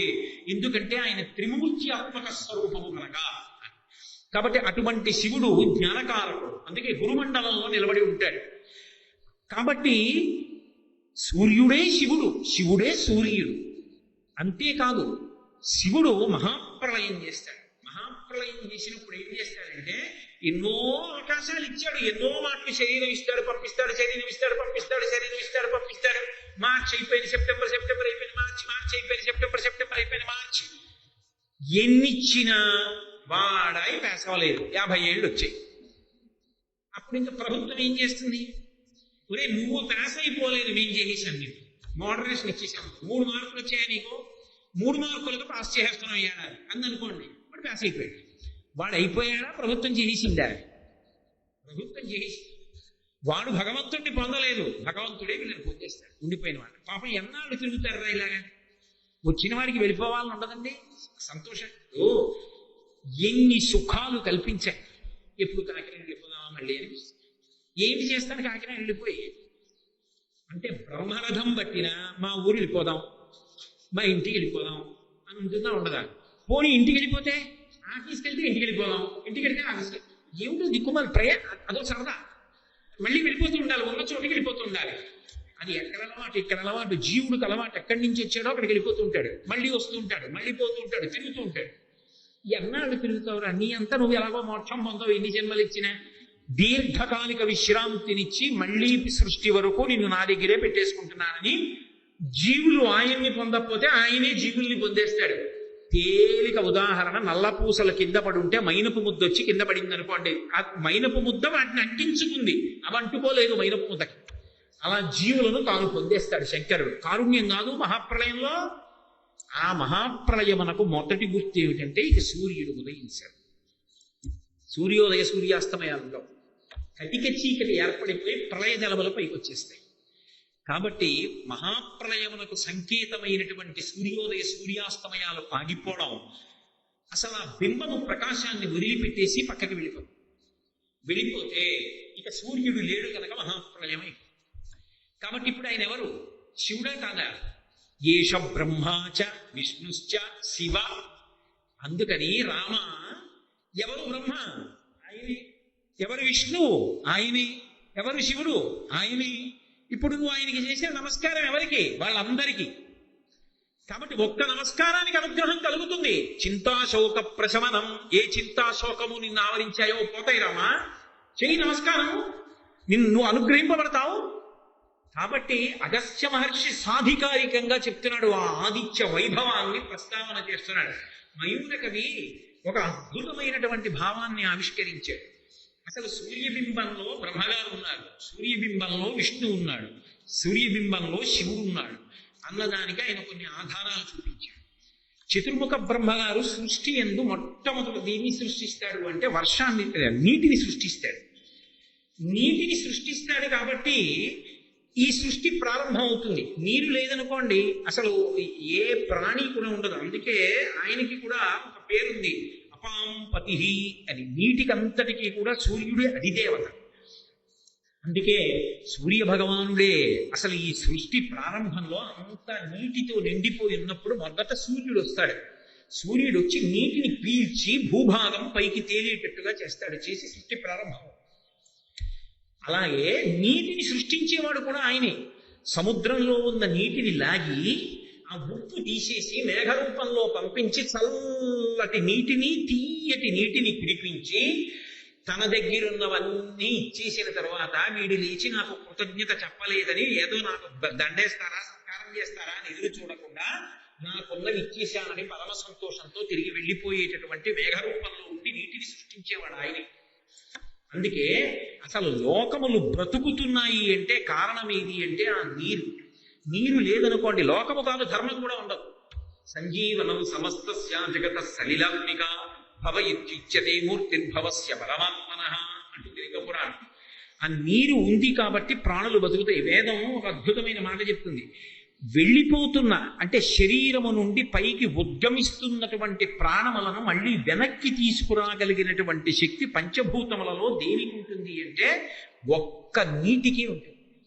అందుకే మూర్ఛపోయాడు అనుకోండి దెబ్బ తగిలి, వెంటనే తీసుకొచ్చి కొంచెం మట్టి చల్లండి అందరూ, లేకపోతే కొంచెం అగ్గిపుల్ల వెలిగించి తగిలించండి అందరూ, లేకపోతే కాస్త విసిరికర్ర పెట్టి విసరండి అందరూ. చల్లటి నీళ్లు తీసి చిలకరిస్తారు. ముఖం మీద చిలకరించగానే కళ్ళు తెరిచి తిరిగి వస్తుంది. అప్పుడు గుర్తుపడుతున్నాడా లేదా, సరిగా బుద్ధి ఉందా లేదా అని, ఏం బాగున్నారా, చాలా రోజులైంది చూసి ఇంతకీ గుర్తుపట్టారా నన్ను అనాలి. అంతేగాని 10 మంది వచ్చాడు గుర్తుపట్టారంటే కంగారు పడతాడు, ఎక్కువ ఎక్కువైపోతుంది. చాలా రోజులైంది మన ఇద్దరం కలిసి గుర్తుపట్టారా అంటే అయ్యో కోటేశ్వరాడు గుర్తుపట్టకపోవడం ఏంటండి అంటే చాలు, ఓ వాడు స్థిమితంగా ఉన్నాడు. అప్పుడు కాసిన మంచినీళ్ళు పట్టించి లేవదీస్తారు. మంచినీళ్లు వెళ్ళిపోతున్న ప్రాణాలని వెనక్కి తీసుకొస్తాయి. దాని యందు భగవత్ శక్తి ఉంది. నీరు సమస్త లోకముల పుట్టుకకు నిలబడడానికి ఆధారం. నీరు లేకపోతే ధర్మం లేదు. నీరు లేకపోతే స్నానం ఎలా, శౌచమేది? నీరు లేకపోతే అర్ఘ్యప్రదానం ఎలా? అసలు సంధ్యావందనమే లేకపోతే శౌచమేది? శౌచమే లేకపోతే ఇక ప్రవచనం ఏమిటి, దేవాలయం ఏమిటి, పూజ ఏమిటి? సంధ్యాహీన అశుచి, సంధ్యావందనం చేయకపోతే అశౌచి ఉన్నవాడితో సమానం. అయినప్పుడు సంధ్యావందనంలో అర్ఘ్యప్రదానం చేయడానికి నీళ్ళు అవసరమా? ధర్మం నిలబడాలన్నా నీరుండాలి, శరీరాలు నిలబడాలన్నా నీరుండాలి, దేనికైనా నీరుండాలి. అటువంటి నీటిని మొదట సృజించిన వాడు బ్రహ్మగారు.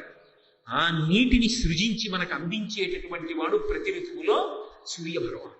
ఆయన బ్రహ్మేనా కాదు, ఆయన సృష్టి ఈయన సృష్టి ఒకలాగే ఉంటుంది. అంతేకాదు చమత్కారం.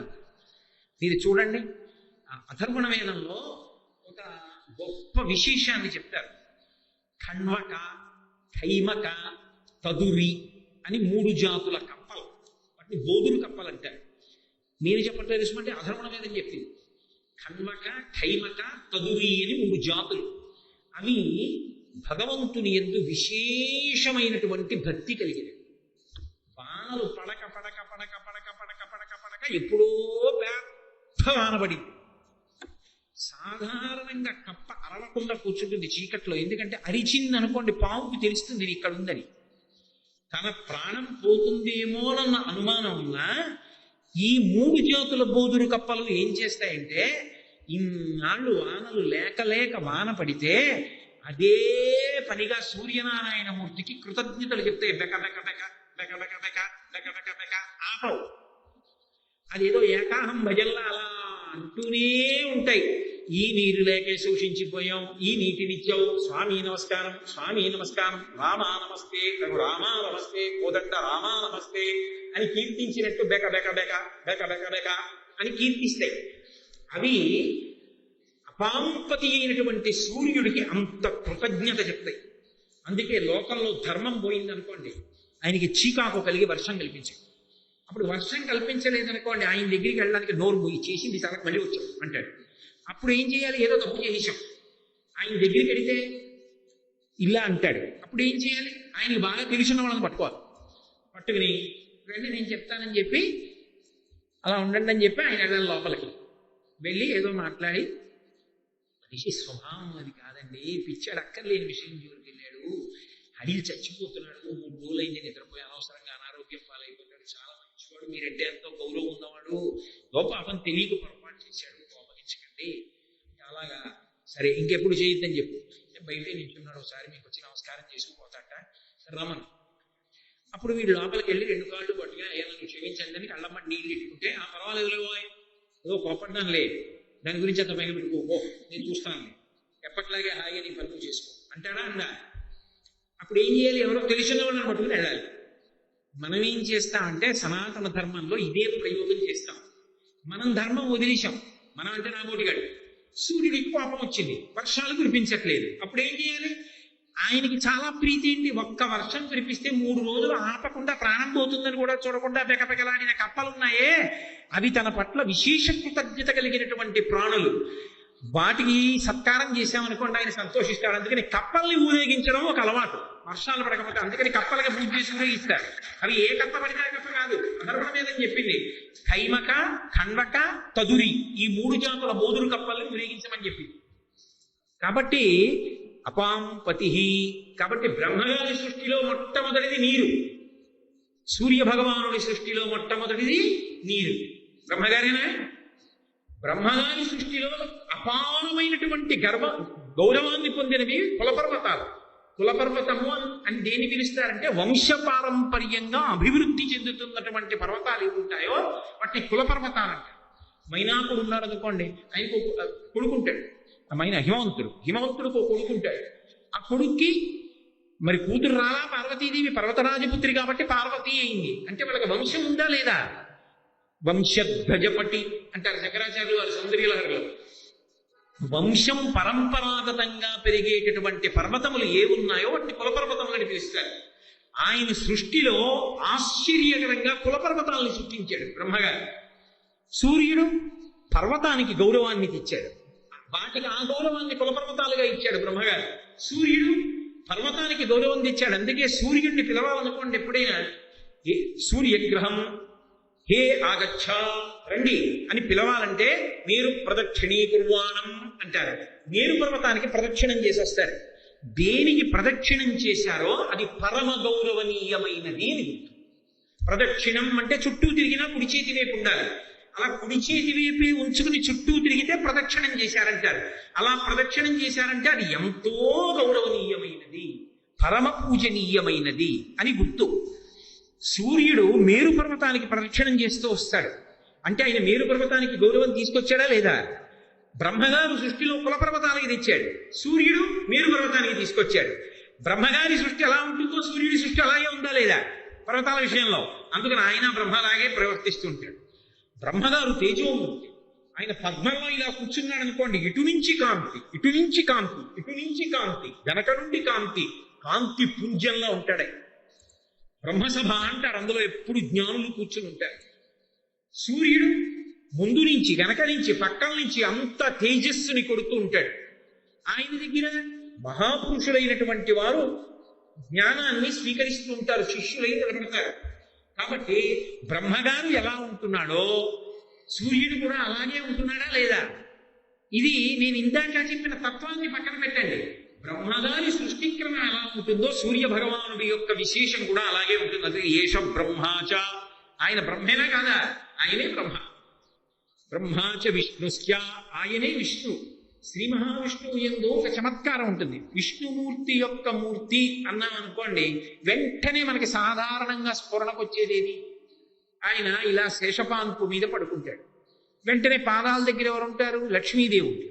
లక్ష్మీ మహీతదనురూప నిజానుభావ నీలాది దివ్య మహిషీకర పల్లవానాం ఆరుణ్య సంక్రమణ కిలసాంద్ర రాగౌ శ్రీ వెంకటేశ చరణౌ శరణం ప్రపద్యే. ఆ తల్లి పాద సంవాహనం చేస్తుంటుంది ఎప్పుడు. ఆవిడ యొక్క ఎర్రటి వేళ్ళు స్వామి నల్లటి పాదాలని ఒత్తుతుంటే అసలే ఎర్రటి వేళ్ళేమో అవి ఒత్తుకుని ఆ వేళ్ల మధ్యలోంచి కాంతులు పైకొచ్చి ఆయన పాదముల మీద పడతాయి. నల్లటి పాదముల మీద ఎర్రటి కాంతులు పడుతుంటే లక్ష్మీ మహీతదనురూప నిజానుభావ నీలాది దివ్య మహిషీకర పల్లవానాం ఆరుణ్య సంక్రమణ తక్కిల సాంద్ర రాగౌ శ్రీ వెంకటేశ శరణం శరణం ప్రపద్యే. అటువంటి నీ శ్రీపాదములను శరణు వేడుతున్నాం అంటాం. అంటే ఏమన్నా ఆయన ఎప్పుడు అలా భార్యని కాళ్ళకట్టునే కూర్చోబెట్టుకుని ఎప్పుడు కాళ్ళు పట్టించుకుంటూ ఉంటాడా? ఆయనకి కాళ్ళు నిప్పే? లేకపోతే ఆయనకి స్త్రీల పట్ల మర్యాద లేదా? భార్యని ఏం పక్కన కూర్చోబెట్టుకోకూడదా? ఎప్పుడు ఎలా మూర్తి గీసినా ఆవిడ ఎలా కాళ్ళే పడుతూ కాళ్ళ దగ్గరే ఉండాలా అని అనుకోకండి. ఆయన కాదు కాళ్ళ దగ్గర కూర్చోబెట్టింది, ఆవిడ ఆయనని అనువర్తిస్తుంది. అది కాళ్ళ దగ్గర కూర్చోవడం అంటే భర్త మనసిరిగి ప్రవర్తిస్తుంది. నిత్యానపాయని, ఆయనని విడిచి ఉండదు. శ్రీరమ సీతగాన విజసేవక బృందము వీర వైష్ణవాచార జనంబుగాగ విరజానది గౌతమిగాగ వికుంఠమున్నారయ భద్రశైల శిఖరక్రముగాగ వసించు చేతనోద్ధారకుడైన విష్ణుడవు దాశరథి కరుణాపయోనిధి. ఆయన ఏ అవతారం తీసుకున్నా అమ్మవారు అవతారం తీసుకుని వెనకాతలే వస్తుంది. ఆయన రాముడిగా వస్తే ఆవిడ సీతమ్మగా వస్తుంది, ఆయన కృష్ణుడిగా వస్తే ఆవిడ రుక్మిణిగా వస్తుంది. అనగా ఆదిలక్ష్మి అయిన రుక్మిణి కృష్ణుని చూచి క్రీడ సల్పుచున్న అనగా ఆదిలక్ష్మి అయిన రుక్మిణితోడ క్రీడ సల్పుచున్న కృష్ణ చూచి పట్టణంబులోని ప్రజలుల్ల సిల్లిరి ప్రీతులగుచు ముక్త భీతులగుచు అంటారు పోతన గారు. ఎప్పుడు ఆయనతో వస్తుంది కాబట్టి నిత్యానపాయని, ఆయనని అనుగమిస్తుంది, అనుసరిస్తుంది. ఆయన గౌరవాన్ని ఎప్పుడూ మనసులో పెట్టుకుంటుంది. మహాపతివ్రత అటువంటి తల్లి కాబట్టి ఆవిడ ఆయన కాళ్ళ దగ్గర కూర్చుంటుంది, ఆయన గుండెల్లో పెట్టుకుంటాడు. అంటే ఎవరు భర్తని అనుసరిస్తుందో ఆమె భర్త గుండెల్లోకి చేరుతుంది సుమా. అందుకే ఈశానాం జగతోస్య వెంకటపతే విష్ణోహ వరాం ప్రేయసీం తద్వక్షస్థల నిత్యవాసరసికాంత క్షాంతి సంవర్ధినీం పద్మాలంకృత పాణిపల్లవ యుగాం పద్మాసనస్తాం శ్రియం వాత్సల్యాది గుణోజ్వలాం భగవతీం వందే జగన్మాతర. అంతేకాదు ఆవిడ మహాపతివ్రత కదా, ఆవిడకు లక్షణం ఉంటుంది. నిద్ర లేస్తే అన్నది నేనేదో లౌకికంగా వాడే మాట. ఆవిడ ప్రతిరోజు ఇలా ప్రారంభం తిన్నగా వెళ్ళి మోకాళ్ళ మీద వంగి ఆ శ్రీ మహావిష్ణువు యొక్క పాదములు తన లలాటమునకు తగిలేటట్టుగా నమస్కరిస్తుంది. ఆవిడ పెట్టుకున్నటువంటి గుండ్రని కస్తూరి బొట్టు స్వామి పాదముల మీద ముద్రగా పడుతుంది. ఎక్కడ దొరుకుతుంది ఆధారం? ఒకప్పుడు బ్రహ్మచారిగా వామనమూర్తిగా వచ్చారు విష్ణువు. వామనమూర్తిగా వస్తే బలిచక్రవర్తి కాళ్ళు కొడుకుదామంటే వింధ్యావళి నీళ్లు పోస్తోంది. బలిచక్రవర్తి ఇలా చూశాడు. బలిచక్రవర్తి సంగతేమో గాని పోతన గారికి కనపడి బలిజైచీంద్రకరత్వయీకృత జల ప్రక్షాళన వ్యాప్తి కింజలజాలక్షుడు సాచయోగి సుమన సంప్రార్థిత శ్రీరమం కలితానమ్ర రమాలలాట పదవీ కస్తూరికాశాదము నళినామోదము రత్ననూపురము నానావేదమును పాదము. ఆ వామనమూర్తి ఇలా పాదాన్ని చాపితే ఆ పాదం మీద లక్ష్మీదేవి ఉదయాన్ని వంగి నమస్కరించినప్పుడు ఆవిడ యొక్క లలాటమనందు పెట్టుకున్న కస్తూరి బొట్టు యొక్క ముద్ర కనబడింది. ఆమె అంతటి మహాపతివ్రత. ఆయన పాద సంవాహనం చేస్తుంది. అది విష్ణువు లక్ష్మికి ఉండేటటువంటి అనుబంధం. ఆ తత్వం అలా ఉంటుంది. సూర్యనారాయణమూర్తి విష్ణువు అని ఎలా చెప్పడం? తెల్లవారింది, మొట్టమొదట ఆయన కాళ్ళు ఒత్తుతూ కనపడేది ఎవరు? లక్ష్మి. ఎలా? కిరణం పడగానే పద్మం ఏం చేస్తుంది? విచ్చుకుంటుంది. కిందకి కిరణం అంటే ఏమిటి? కాళ్ళైనా కాదా? పాదాలైనా కాదా? పాదాలు పద్మానికి తగలగానే ఎందుకు విచ్చుకున్నాయి? అమ్మో మా ఆయన వచ్చారు, అయ్యా మేము మా ఇంట్లో మీ పాదం పెట్టండి అంటారు. పాదం పెట్టండి అంటే ఏంటి? అక్కడెక్కడ కూర్చుని ఇక్కడి నుంచి పాదం పెడతాడనే, మీరు రండి మా ఇంటికి, దాని అర్థం. ఆయన కిరణములు తగిలే, ఆయన పాదములు వచ్చాయి అంటే స్వామి వచ్చారు. ఆవిడ తలుపులు తెరిచి చటుక్కుని ఏం చేస్తుంది? పద్మాలయ లక్ష్మీదేవి. కాబట్టి ఆయన వస్తే ఏమిటి అంటుందా? అసలు లోపల కూర్చున్న లక్ష్మి ఆయన పాద సంవాహనం చేస్తుంది, కాళ్ళు ఒత్తుతుంది. లక్ష్మి చేత పాదములు ఒత్తబడేవాడు ఎవడు? విష్ణువు. పద్మములకు కిరణములు తగలగానే విచ్చుకుంటున్నాయంటే ఆ కిరణము పద్మంలోకి వెళ్ళినప్పుడు ఒత్తుతున్నది ఎవరు?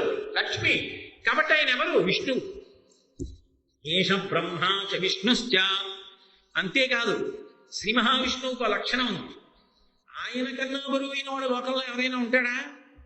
సమస్త బ్రహ్మాండములు ఆయన కడుపులో ఉన్నాయి. కుప్పించి ఎగసిన కుండలంబుల కంతి గగన భాగం బెల్ల కప్పికొనగా ఉడికిన నొరవకను దరంబులో ఉన్న జగముల రేగున జగతి గదులా అంటాడు భీష్మాచార్యుల వారు. ఆ రథం నుంచి దూకితే ఆయన కడుపులో ఉన్నటువంటి జగములన్నీ కూడా ఇలా ఊగే. ఆ బాలకృష్ణుడికి దశమస్కంధంలో బాల్యలీలలో ఏది మన్ను తిన్నావుట నోరు తెరు అంటే ఆ నోరు ఇలా తెరిచి చూపించేటప్పటికి తెల్లబోయిందా లేదా యశోదాదేవి? సమస్త బ్రహ్మాండములు ఆయన కడుపులో కనపడ్డాయి. ఇన్ని బ్రహ్మాండములు కడుపులో ఉన్నటువంటి వాడు ఎంత బరువుగా ఉంటాడు?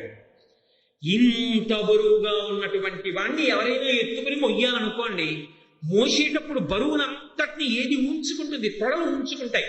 ఇంకా తొడలు లావుగా ఉంటాయి. తొడలకి బలం ఉందనుకోండి, బరువు ఎత్తగలుగుతాడు. గరుత్మంతుని యొక్క తొడలు ఎంత బలం ఉండాలి? ఇటువంటి విష్ణువుని వహించి తీసుకెళ్లాలంటే తక్కువ దూరాల. పైగా ఏ అయ్యా ఏదో ఓ నెల్లాళ్ళలో తీసుకెళ్తానండి అంటే కుదురుతుందా? ఎక్కడ ఎవరు ఆర్తితో పిలుస్తారో వెళ్ళిపోవాలంటే ఉత్తర క్షణంలో అంత వేగంగా తీసుకెళ్ళాలి. ఊర్నాయనో మీరు ఎక్కాక ఎక్కడ వెళ్ళగలనండి బాబు, ఇంత బరువు పట్టుకుని అనడానికి ఉండదు. ఆయన చమత్కారం ఏమిటంటే అంత బరువైన వాడు గరుత్మంతుని అధిరోహించినప్పుడు తొడలకి నిప్పి పెట్టకుండా వెళ్ళడానికి భక్తుడిని అనుగ్రహిస్తాడు. గరుత్మంతుని తొడలైన నెప్పెట్టావు, అంత హాయిగా తీసుకెళ్ళిపోతుంది. అంటే తీసుకెళ్ళాడన్న కీర్తి గరుత్మంతుడికి కట్టబెడతాడు. నిజానికి ఆయన అంత బరువైన వాడైన సూర్యుడు అంత గొప్పవాడు, అంత తేజోబింబం, నక్షత్రముల కాంతుల్ని కూడా వెలవెలబోయేటట్టు చెయ్యగలిగినటువంటి వాడు. తారక అంటే కనుగుడ్డు అని కూడా ఒక అర్థం ఉంది. తారక పెద్ద కాంతిని చూసినా వెలవెలబోతుంది, సూర్యుడు లేకపోతే చూడలేదు. తారకలు వెలవెలబోతాయి ఆయన ప్రకాశిస్తే. నక్షత్రాలు రాత్రి బ్రహ్మాండంగా కనబడతాయి, సూర్యుడు వస్తే మిణుకు మిణుకు మిణుకు మిణుకు అసలు మధ్యాహ్నానికి కనబడతాయి. అంత కాంతి కలిగిన వాడు, అంత పెద్ద శరీరం ఉన్నవాడు. అటువంటి వాడు విష్ణువు నిప్పి పెట్టకుండా గరుత్మంతుడి తొడలకి ఖేదం కలగకుండా ఎలా వెడతాడో అలా అసలు తొడలేనటువంటి అరుణుడు సారథ్యం చేస్తుంటే వెడుతుంటాడు. మరి ఇంత బరువున్న వాడిని రథం మీద కూర్చోబెట్టి సారథ్యం చేయడానికి ఎంత బలమైన తొడలున్నవాడు ఉండాలి. కానీ అసలు తొడలేలేవు, ఎందుకంటే గుడ్డు చిరిమేసింది వినత. చిరిమేసినప్పుడు అధోభాగం లేని పిల్లవాడు పుట్టాడు శరీరం. ఆ అరుణుడు అనూరుడు ఆయన ముందు కనబడతాడు కాబట్టి ఆకాశం ఎర్రబడుతుంది. కాబట్టి తొడలు లేనటువంటి అనూరుడు సూర్యనారాయణమూర్తిని వహిస్తున్నాడు. తొడలకి ఇబ్బంది లేకుండా గరుత్మంతుడు వహిస్తున్నాడు. విష్ణువుతో సదృశ్యం ఉందా లేదా? విష్ణువుకో లక్షణం ఉంది. తలుచుకున్న ఉత్తర క్షణంలో ఒక 5 నిమిషాలు కూడా ఆలోచించాడు, అలా పెరిగిపోయి వెళ్ళిపోతాడు, అన్ని లోకాలు ఆక్రమించేస్తాడు. రామనమూర్తి వృత్తాంతంలో ఇంతంతై వటుడు ఇంతై వరుయుతానింతై అభోవీధిపై అంతై తోయద మండలగ్రమణ కల్లంతై ప్రభారాశిపై అంతై చంద్రుడ కంతై ధ్రువునిపై అంతై మహర్వాటిపై అంతై సత్య పదోన్నతుండగుతు బ్రహ్మాండంత సంబద్ధి. తిరిగిపోయాడా లేదా? త్రివిక్రమావతారం కింద సూర్యుడు ఉదయించిన తర్వాత ఎంతసేపట్లో లోకాలన్నింటినీ ఆక్రమించేస్తాడు తన కిరణాలతో. ఆక్రమించడంలో విష్ణువు ఎలా ఆక్రమిస్తారో సూర్యనారాయణమూర్తి అలాగే ఆక్రమిస్తారు. కాబట్టి విష్ణువా కాదా? ఏష బ్రహ్మాచ విష్ణుశ్చ శివ. శివుడు అష్టమూర్తి తత్వంగా ఉంటాడు. శంకరాచార్యులు వారు దక్షిణామూర్తి స్తోత్రం చేస్తూ భోరంభంశవలో నిలోంబర మహార్నాథో హిమాంసు పుమాన్ ఇత్యాభాతి చరాచరాత్మక విధం యస్యైవ ముఖ్యస్తకం నాణ్యకించన విద్యతే వృషతాం యస్మాత్ పరస్మాత్ విభో తస్మై శ్రీ గురుమూర్తయే నమః శ్రీ దక్షిణామూర్తయే అంటారు. ఆయన 8 మూర్తులుగా ఉంటాడు. అందుకే పృథివీ ఆయనే, జలం ఆయనే, అగ్ని ఆయనే, వాయువు ఆయనే, ఆకాశం ఆయనే, సూర్యుడు ఆయనే, చంద్రుడు ఆయనే, యజమాని ఆయనే. 8 ఆయనగానే ఉంటాడు. అష్టమూర్తి తత్వం అంటారు. అందుకే కంచిలో పృథ్వీలింగం, జంబుకేశ్వరంలో జలలింగం, అరుణాచలంలో అగ్నిలింగం, చిదంబరంలో ఆకాశలింగం, కోణార్కలో సూర్యలింగం, శ్రీకాళహస్తిలో వాయులింగం, సీతాకుండంలో చంద్రలింగం, కాఠ్మండులో యజమానలింగం. 8 అష్టమూర్తి తత్వంలో ఉంటాయి. సూర్యుడు మొట్టమొదట నీటిని అంతటినీ సృష్టించాడు. ఆయన నీటిని తీసుకొచ్చి పోస్తున్నాడు కాబట్టి నీటి రూపంలో ఉన్నాడా లేడా? జంబుకేశ్వరంలో జలలింగ రూపంలో ఉన్నవాడు సూర్యుడేనా కాదా? అప్పుడు అలాగే తన యొక్క కిరణములు అన్నీ పడి ప్రకాశించడానికి వ్యాపకత్వంతో ఇంత పెద్ద భూమిని నిర్ణయించిన వాడు సూర్య భగవానుడే. నీటి నుంచి పైకి తీసాడని మీతో చెప్పాను. అయినప్పుడు ఈ పృథివీ స్వరూపం కాంచీలో ఉన్నటువంటి పృథివీలింగం ఏదుందో అది సూర్యుడేనా కాదా? ఈ భూస్వరూపంగా. కాబట్టి ఆయనే కాంచీలో ఉన్న పృథివీలింగం, ఆయనే అగ్ని, ఆయనే వేడి. అందుకే అరుణాచలంలో అగ్నిలింగం ఆయనే. ఆయన ఆకాశ్ అంటే అంతటా ప్రకాశిస్తాడు, అంతటా నిండిపోయి ఉంటుంది ఆయన యొక్క తేజస్సు. కాబట్టి చిదంబరంలో ఆకాశలింగం ఆయనే. ఆయన యొక్క మనశుద్ధియే వాయుతరంగములుగా తిరుగుతూ ఉంటుంది అని లోకములను నిలబెడతాడు వాయువుగా. కాబట్టి శ్రీకాళహస్తిలో వాయులింగం అయి ఉన్నాడా? ఇక ఆయన కాంతి వలననైనా చంద్రుడు ప్రకాశిస్తున్నాడు. కాబట్టి సూర్యప్రకాశమే చంద్రుడిగా నడుస్తోంది. కాబట్టి ఆ చంద్రుడు ఎవరో కాదు, సూర్యుడే.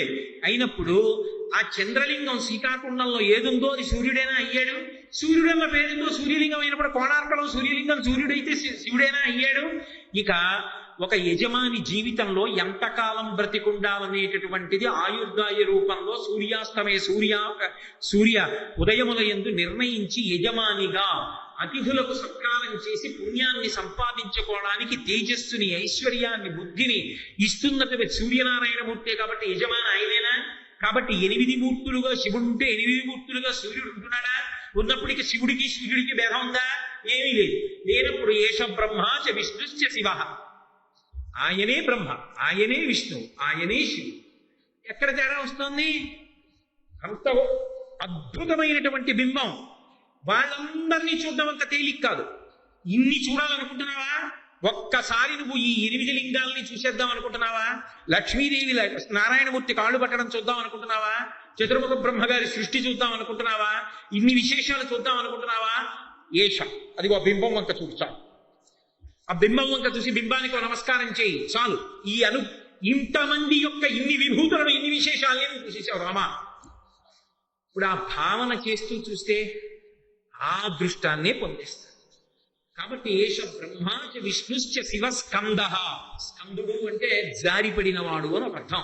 సుబ్రహ్మణ్యేశ్వర స్వామి గర్భస్రావమైతే ఉత్పత్తి అయినవాడు కాబట్టి స్కందుడు అని ఒక పేరు.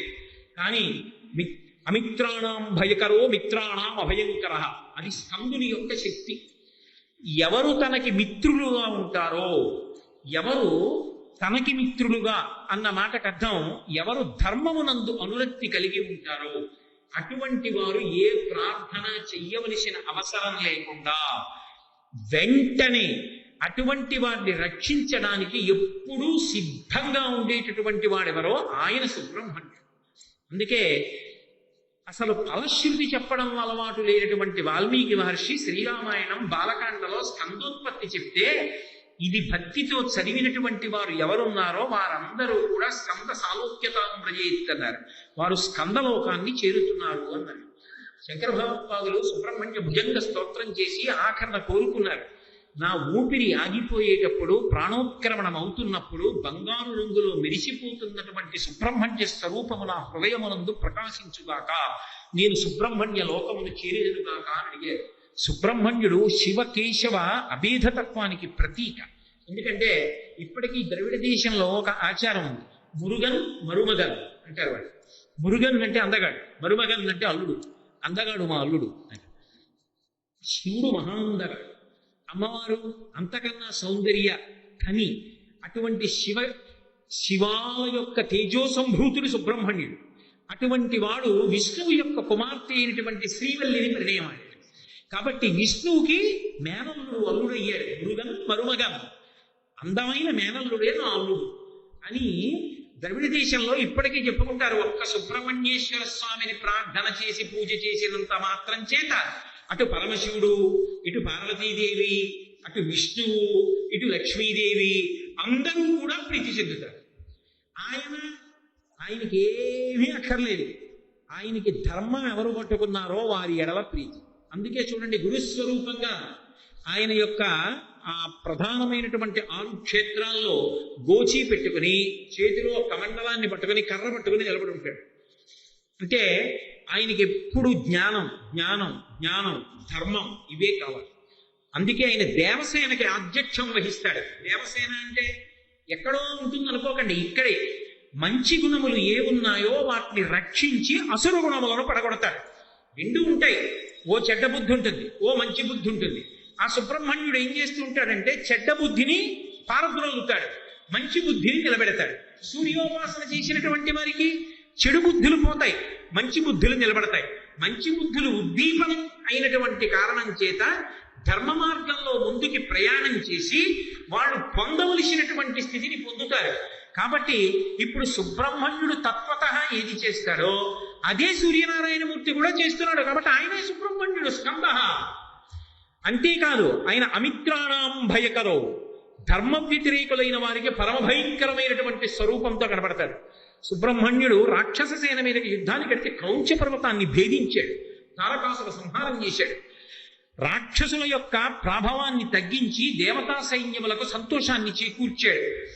ఆయన ఎలా అయితే రాక్షస సంహారం చేస్తాడో అలాగే అసురు గుణములను, మనలో ఉన్నటువంటి చెడు బుద్ధులను పోగొడతాడు. సూర్యుడిని ఉపాసన చేస్తే, రోజు సూర్యుడికి నమస్కారం చెయ్యడం అలవాటు అయిందనుకోండి, ఆసురీ ప్రవృత్తి పోతుంది. ఎలా పోతుందండి అని అడక్కండి, నేను ఒక్కటి చెప్తాను, మీరు జాగ్రత్తగా వింటే పట్టుకుంటారు. భక్తి అన్న మాటకు అర్థం ఏంటి? వాడు ఉన్నాడు అని నమ్మడమేనా? ముందు వాడు ఉన్నాడు. నాకు మీరంటే చాలా భక్తి అనుకోండి. మీరంటే మీ అందరూ కూడా ఒక్కరుగా భావన చేసుకోండి. మీరంటే చాలా భక్తి. మీరు నా ఎదురుగుండా కూర్చున్నారు, అలాగా నేను మీ ఎదురుగుండా కూర్చున్నాను. మీరు నా ఎదురుగుండా కూర్చుని ఉండగా ఒకవేళ నాలో ఏదైనా పొరపాటు ఆలోచన వచ్చినా నేను ఒక తప్పుడు పని చేయగలనా? మీ ఎదురుగుండా చేయలేను. అయ్యి బాబోయ్, ఆయన ఉన్నారు, ఆయన ఎదురు మా గురువు గారే కూర్చున్నారు అనుకోండి. ఉదాహరణగా మా గురువు గారు అలా కూర్చున్నారు. నేను ఆయన ఎదురుగుండా ఓ తప్పుడు పని నేను చేయగలనా? చేయలేను. అయ్యి బాబోయ్, గురువుగారు ఉన్నారు, అసలు తప్పుడు ఆలోచన రాదు, గురువుగారు ఉన్నారు. కాబట్టి ఆలోచనలు పొందిగ్గా ఉంటాయి. వాడు ఉన్నాడు అన్నది నమ్మితే, అది లోపల నిజంగా సత్యంగా నిలబడితే అది భక్తి. పొద్దున్న స్నానం చేసి తువ్వాలు కట్టుకుని అగరత్తు తిప్పడానికి అయితే నేను దాని జోలికి రాలేదు. వాడు ఉన్నాడని నమ్మగలిగితే అది భక్తి. ఏష, ఇవన్నీ వాడిలో ఉన్నాయి. వాడు ఎప్పుడున్నాడు? ఎప్పుడూ ఉన్నాడు. పగలు ఉన్నాడు, రాత్రి చంద్రబింబంగా ఉన్నాడు. వాడు చూడండి ఎప్పుడైనా ఉందా? ఎప్పుడూ వాడి సమక్షంలోనే ఉన్నాం. వాడు ఉన్నాడన్నది నమ్మకం అయితే, వాడు ఉన్నాడన్నది నిజమైతే, వాడు ఉన్నాడన్నది నువ్వు నమ్మినదైతే తప్పు ఎలా చేస్తావు? ఆయన ఎదురుగుండా చేయనా? నేను ఆయన చూస్తుండగా ఒక్కనాటికి చేయి. ఎందుచేత అంటే ఆయన చూస్తున్నాడు మహానుభావుడు. అందుకే కర్మసాక్షి లోకంలో ఆయన ఉన్నాడు. ఆయన ఉన్నాడు కాబట్టి ఆయన నన్ను రక్షిస్తాడని నమ్మకం పెట్టుకుని వెళ్ళిపోయారు. నిజంగా కూడా మీకు నేను పరమ సత్యం చెప్తాను. పెద్దలైన వారు, ఆ భక్తి కలిగినటువంటి వారు ఒక్కసారి ఆయనను ఉద్దేశించి ఒక్క మాట చెప్తే ఆయన అలా వశవర్తి అనుగ్రహిస్తాడు. ఎన్నో సందర్భాల్లో నిరూపణమైంది. అంతటి మహానుభావుడు అయినప్పుడు చెడ్డ గుణములు పోవాలి అంటే ఎలా పోతాయి నాకు చెప్పండి. అసలు నేను భగవద్గీత పుస్తకాలు 100 తెచ్చి ఇక్కడ టేబుల్ నిండా పెట్టేసినా, నేను లంచం తీసుకోకుండా భగవద్గీత నా చేయి పట్టుకోగలదా? రామాయణం పట్టుకోగలదా? పట్టుకోలేదు. కానీ ఎవడు నా లెక్క కడుతున్నాడో, ఎవడు నేనేం చేస్తున్నానో చూస్తున్నాడో వాడు దీన్ని అడుగుతాడు. తర్వాత ఇందులో ఎన్నాళ్ళు ఉంటాను? మహా అయితే ఇంకో 25 ఏళ్ళు ఉంటాను అంతే. తర్వాత అయినా వదిలిపెట్టాలా? ఇప్పుడు నువ్వేం చేసావో నాకు తెలీదా? సాయంకాలాల ప్రవచనమును నువ్వేం చేశావు నేను చూడలేదా అని అడిగాడు అనుకోండి. వాడు నేనేం చేయాలి? ఏం చెప్పాలి? తెలియని వాడు చేస్తే ఒకెత్తు, చెప్పి నువ్వేం చేశావురా, చెప్పడం ఎందుకు, నువ్వు చేయడం ఎందుకురా, ఎవరో చూడలేదు అనుకుంటున్నావా అని అడగడా? అడిగినప్పుడు నేనేం చెప్పను? నాకెందుకు వచ్చిన గొడవ? ఆయన అనుగ్రహం ఉంటే నాకు చాలు. ఇవన్నీ నన్ను రక్షించవు, అది రక్షిస్తుంది. ఇప్పుడు నాకు చెప్పండి, ఏ కారణం చేత చెడు గుణములు తొలగుతాయి? వాడు ఉన్నాడన్న భావన తొలగిస్తుంది. వాడు ఉన్నాడని నమ్ముతున్నావు, వాడికి నమస్కారము పెడుతున్నావు, వాడి ఎదురుగుండానే చేయకూడని పనులన్నీ చేస్తున్నావు. అప్పుడు నువ్వు ఉన్నాడని నమ్మావా, లేడని నమ్మావా? వాడు లేడిని చెప్పి తప్పు చేసేసిన వాడు ఉన్నాడని తప్పు చేసిన వాడి కన్నా 1,000,000 రెట్లు మంచివాడు. వాడు లేడన్నాడు, వాడు లేడు, ఈశ్వరుడు లేడన్నాడు. వాడు ఈశ్వరుడు లేడన్నాడు కాబట్టి తప్పు చేశాడు అనుకోండి. కనీసం ఆయనలో చిత్తశుద్ధి ఉంది. ఏమిటంటే లేడన్నాడు, లేడనే నమ్మి బతుకుతున్నాడు. నువ్వు ఉన్నాడన్న వాడివి, మరి ఉన్నాడన్నవాడు ఉన్నాడన్నట్టు నువ్వు బతకట్లేదుగా. తప్పు ఎవరిది? వాడిదే, నీదే. నాదే ఎక్కువ తప్పు కాబట్టి నీ చేయను. తప్పది, అలా బ్రతకూడదు అనుకున్నాను అనుకోండి. ఇప్పుడు రాక్షస గుణములు తగ్గడము సాధ్యమవుతుందా అవధానాన్ని చెప్పండి. ఏష గుళ్ళో ఉన్నారండి అంటే ఏమోనండి, బొమ్మండి, చెక్కించారండి, తీసుకొచ్చారండి, ప్రతిష్ఠ అన్నారండి, చైతన్యం ఉందో లేదో నాకేం తెలుసండి, నా ఎదురుగుండా ఒక పండు తినలేదండి అంటారు. ఉదయిస్తోంది, కదులుతోంది, తేజస్సిస్తోంది, బుద్ధిని చైతన్యపరుస్తోంది, ఇన్ని ఉపకారాలు చేస్తోంది, మొక్కలు బతుకుతున్నాయి. ఆ చైతన్యము ప్రస్ఫుటంగా కనపడుతుండగా ఆ బింబమునందు దైవత్వాన్ని నువ్వు చూడగలిగితే నీ ఎందున్న రాక్షస గుణములు పరిమారిపోతాయి, నువ్వే ధరించిపోతావు. ఇంతకన్నా ఉపకారం ఏం కావాలి? అది మౌఢ్యము కాదు, లోకమునకు మహోపకారం. కొన్ని లక్షల పోలీస్ స్టేషన్లు పెట్టి సాధించలేని ధర్మాన్ని, నేరాల్ని అదుపు చేయడాన్ని ఒక్క సూర్యుడున్నాడన్న నమ్మకం ద్వారా లోకమంతా శాంతియుతంగా ఉండేటట్టు సాధించవచ్చు. అయినప్పుడు ఆయన ఆసురీ గుణములను పోగొడుతున్నాడు. కాబట్టి అమిత్రాణం భయకరో మిత్రాణం అభయంకర. వాడు ఉన్నాడని నమ్మిన వాణ్ణి వాడు రక్షించాడు అనడానికి ఎన్నో ప్రమాణములు లోకంలో కనపడుతున్నాయి. మల్లంపల్లి శర్వేశ్వర శర్మ గారని మహాభక్తుడు, వారు నాతో ఒకసారి చెప్పారు. కాకినాడలో వారు మా ఇంటికి వచ్చారు, మా అదృష్టం. వచ్చినప్పుడు వారు నాతో మాట అన్నారు, ఏమయ్యా ఒకసారి మండుటెండలో పెడుతున్నానయ్యా, మండిపోయింది తలకాయ అంతాను. వెంటనే సూర్యుడి వంక చూసి ఓ మాట చెప్పారు, స్వామి నిన్ను నమ్మిన వాళ్ళని కూడా నువ్వు బాధ పెడితే రాక్షస బుద్ధి అంటారు. నేను నిన్ను నమ్మి బతుకుతున్న వాడిని ఎందుకు బాధ పెడుతున్నావు అని అడిగాను. సంస్కృతంలో శ్లోకం చేశారే అని ఒక శ్లోకంలో స్వామిని అడిగాను. అడిగి 10 అడుగులు వేశాను, అంతే చల్లబడింది. నేను ఇల్లు చేరే వరకు చల్లబడిందయా. నేను నమ్మిన స్వామి నన్ను కాపాడాడయా అన్నారు ఆయన. నమ్మిన వాళ్ళను నువ్వైతే కాపాడడానికి ఈశ్వరుడు ఎప్పుడూ సిద్ధంగా ఉన్నాడు. కాబట్టి స్కంద ఆయనే ఏష బ్రహ్మాచ విష్ణుశ్చ శివ స్కంద ప్రజాపతి. అక్కడికి ఆ పాదం పూర్తవుతుంది. ప్రజాపతి అంటే అన్ని ప్రాణుల యొక్క తండ్రి, ప్రత్యేకించి మనందరికీ తండ్రి. ఎలా అంటే మానవ అన్న శబ్దానికి అర్థం ఏమిటంటే మనువు యొక్క సంతానం మనందరం. ప్రజాపతి మనువు. ఆ ప్రజాపతి అయినటువంటి మనువు యొక్క సంతానం కాబట్టి, మర్త్యలోకంలో పుడతాం కాబట్టి, మనువు సంతానంగా మనం ఒక విశేషమైనటువంటి అదృష్టాన్ని పొందాం కాబట్టి మానవులు అవుతాం. కాబట్టి మనందరికీ తండ్రి ఎవరు అంటే ప్రజాపతి. ఆ ప్రజాపతి ఎవరో కాదు, సూర్యుడు. అందుకే క్రమం చెప్పినప్పుడు అవ్యక్తము బ్రహ్మ, బ్రహ్మకు మరీచి, మరీచికి కశ్యపుడు, కశ్యపుడికి సూర్యుడు, సూర్యుడికి మనువు. అయినప్పుడు సూర్యుడి కొడుకు మనువు అయితే, మనువుకి మనమందరం సంతానం అయితే మనకి తాత ఎవరు? సూర్యుడే. మన తండ్రి అయిన మనువునే సృష్టించిన వాడే కాబట్టి ఆయన ప్రజాపతి అయ్యాడా లేదా ఇప్పుడు? అందుకని ప్రజాపతి. ఆయన మనువుకి మనల్ని సంతానం చేసి మనకిచ్చిన గొప్పతనం ఏమిటి అంటే, నరుడికి ఒక విశేషం ఉంది. సమస్త భూతములలో ఉన్నటువంటి గొప్ప గొప్ప విభూతులు ఏముంటాయో అటువంటి విభూతులనన్నిటినీ కూడా తనవిగా వాడుకోగలిగినటువంటి శక్తి ఒక్క మనుష్యుడికి ఉంది, మానవుడికి, మను సంతానానికి ఉంది. ఉదాహరణకి ఒక ఏనుక్కి దంతం ఉంటుంది, అది దానికి అందం. ఏనుక్కి దంతం నవలడానికి పనికిరాదు, అందంగా ఉంటుంది. కానీ మనుష్యుడు ఏం చేస్తాడు? ఆ ఏనుగుని పట్టి దంతం కోసి తీసుకొచ్చి బొమ్మ చేసి ఇంట్లో పెట్టుకుంటాడు. ఏనుగు దంతాన్ని వీడు వాడుకుంటున్నాడు.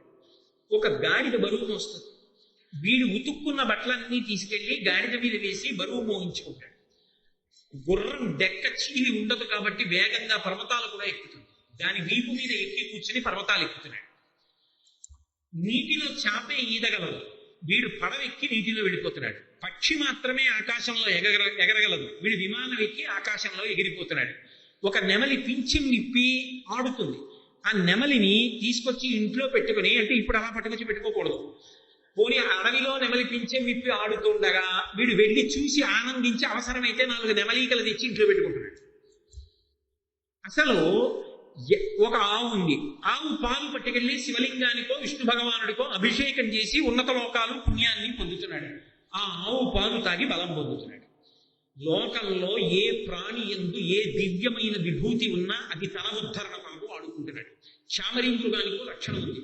లోకంలో దేని వెంట్రుకలైన దూష్యం, వెంట్రుక వచ్చిందనుకోండి వదిలేయాలి, భోజనం చేస్తుంటే వెంట్రుక వచ్చిందనుకోండి ఉత్తరపోసం పట్టమంటారు. కానీ చామరీ మృగం తోకకున్నటువంటి వెంట్రుకలు పరమ పవిత్రం. వాటిని పుచ్చు కట్టి ఈశ్వరుడికి చావడం వేస్తారు.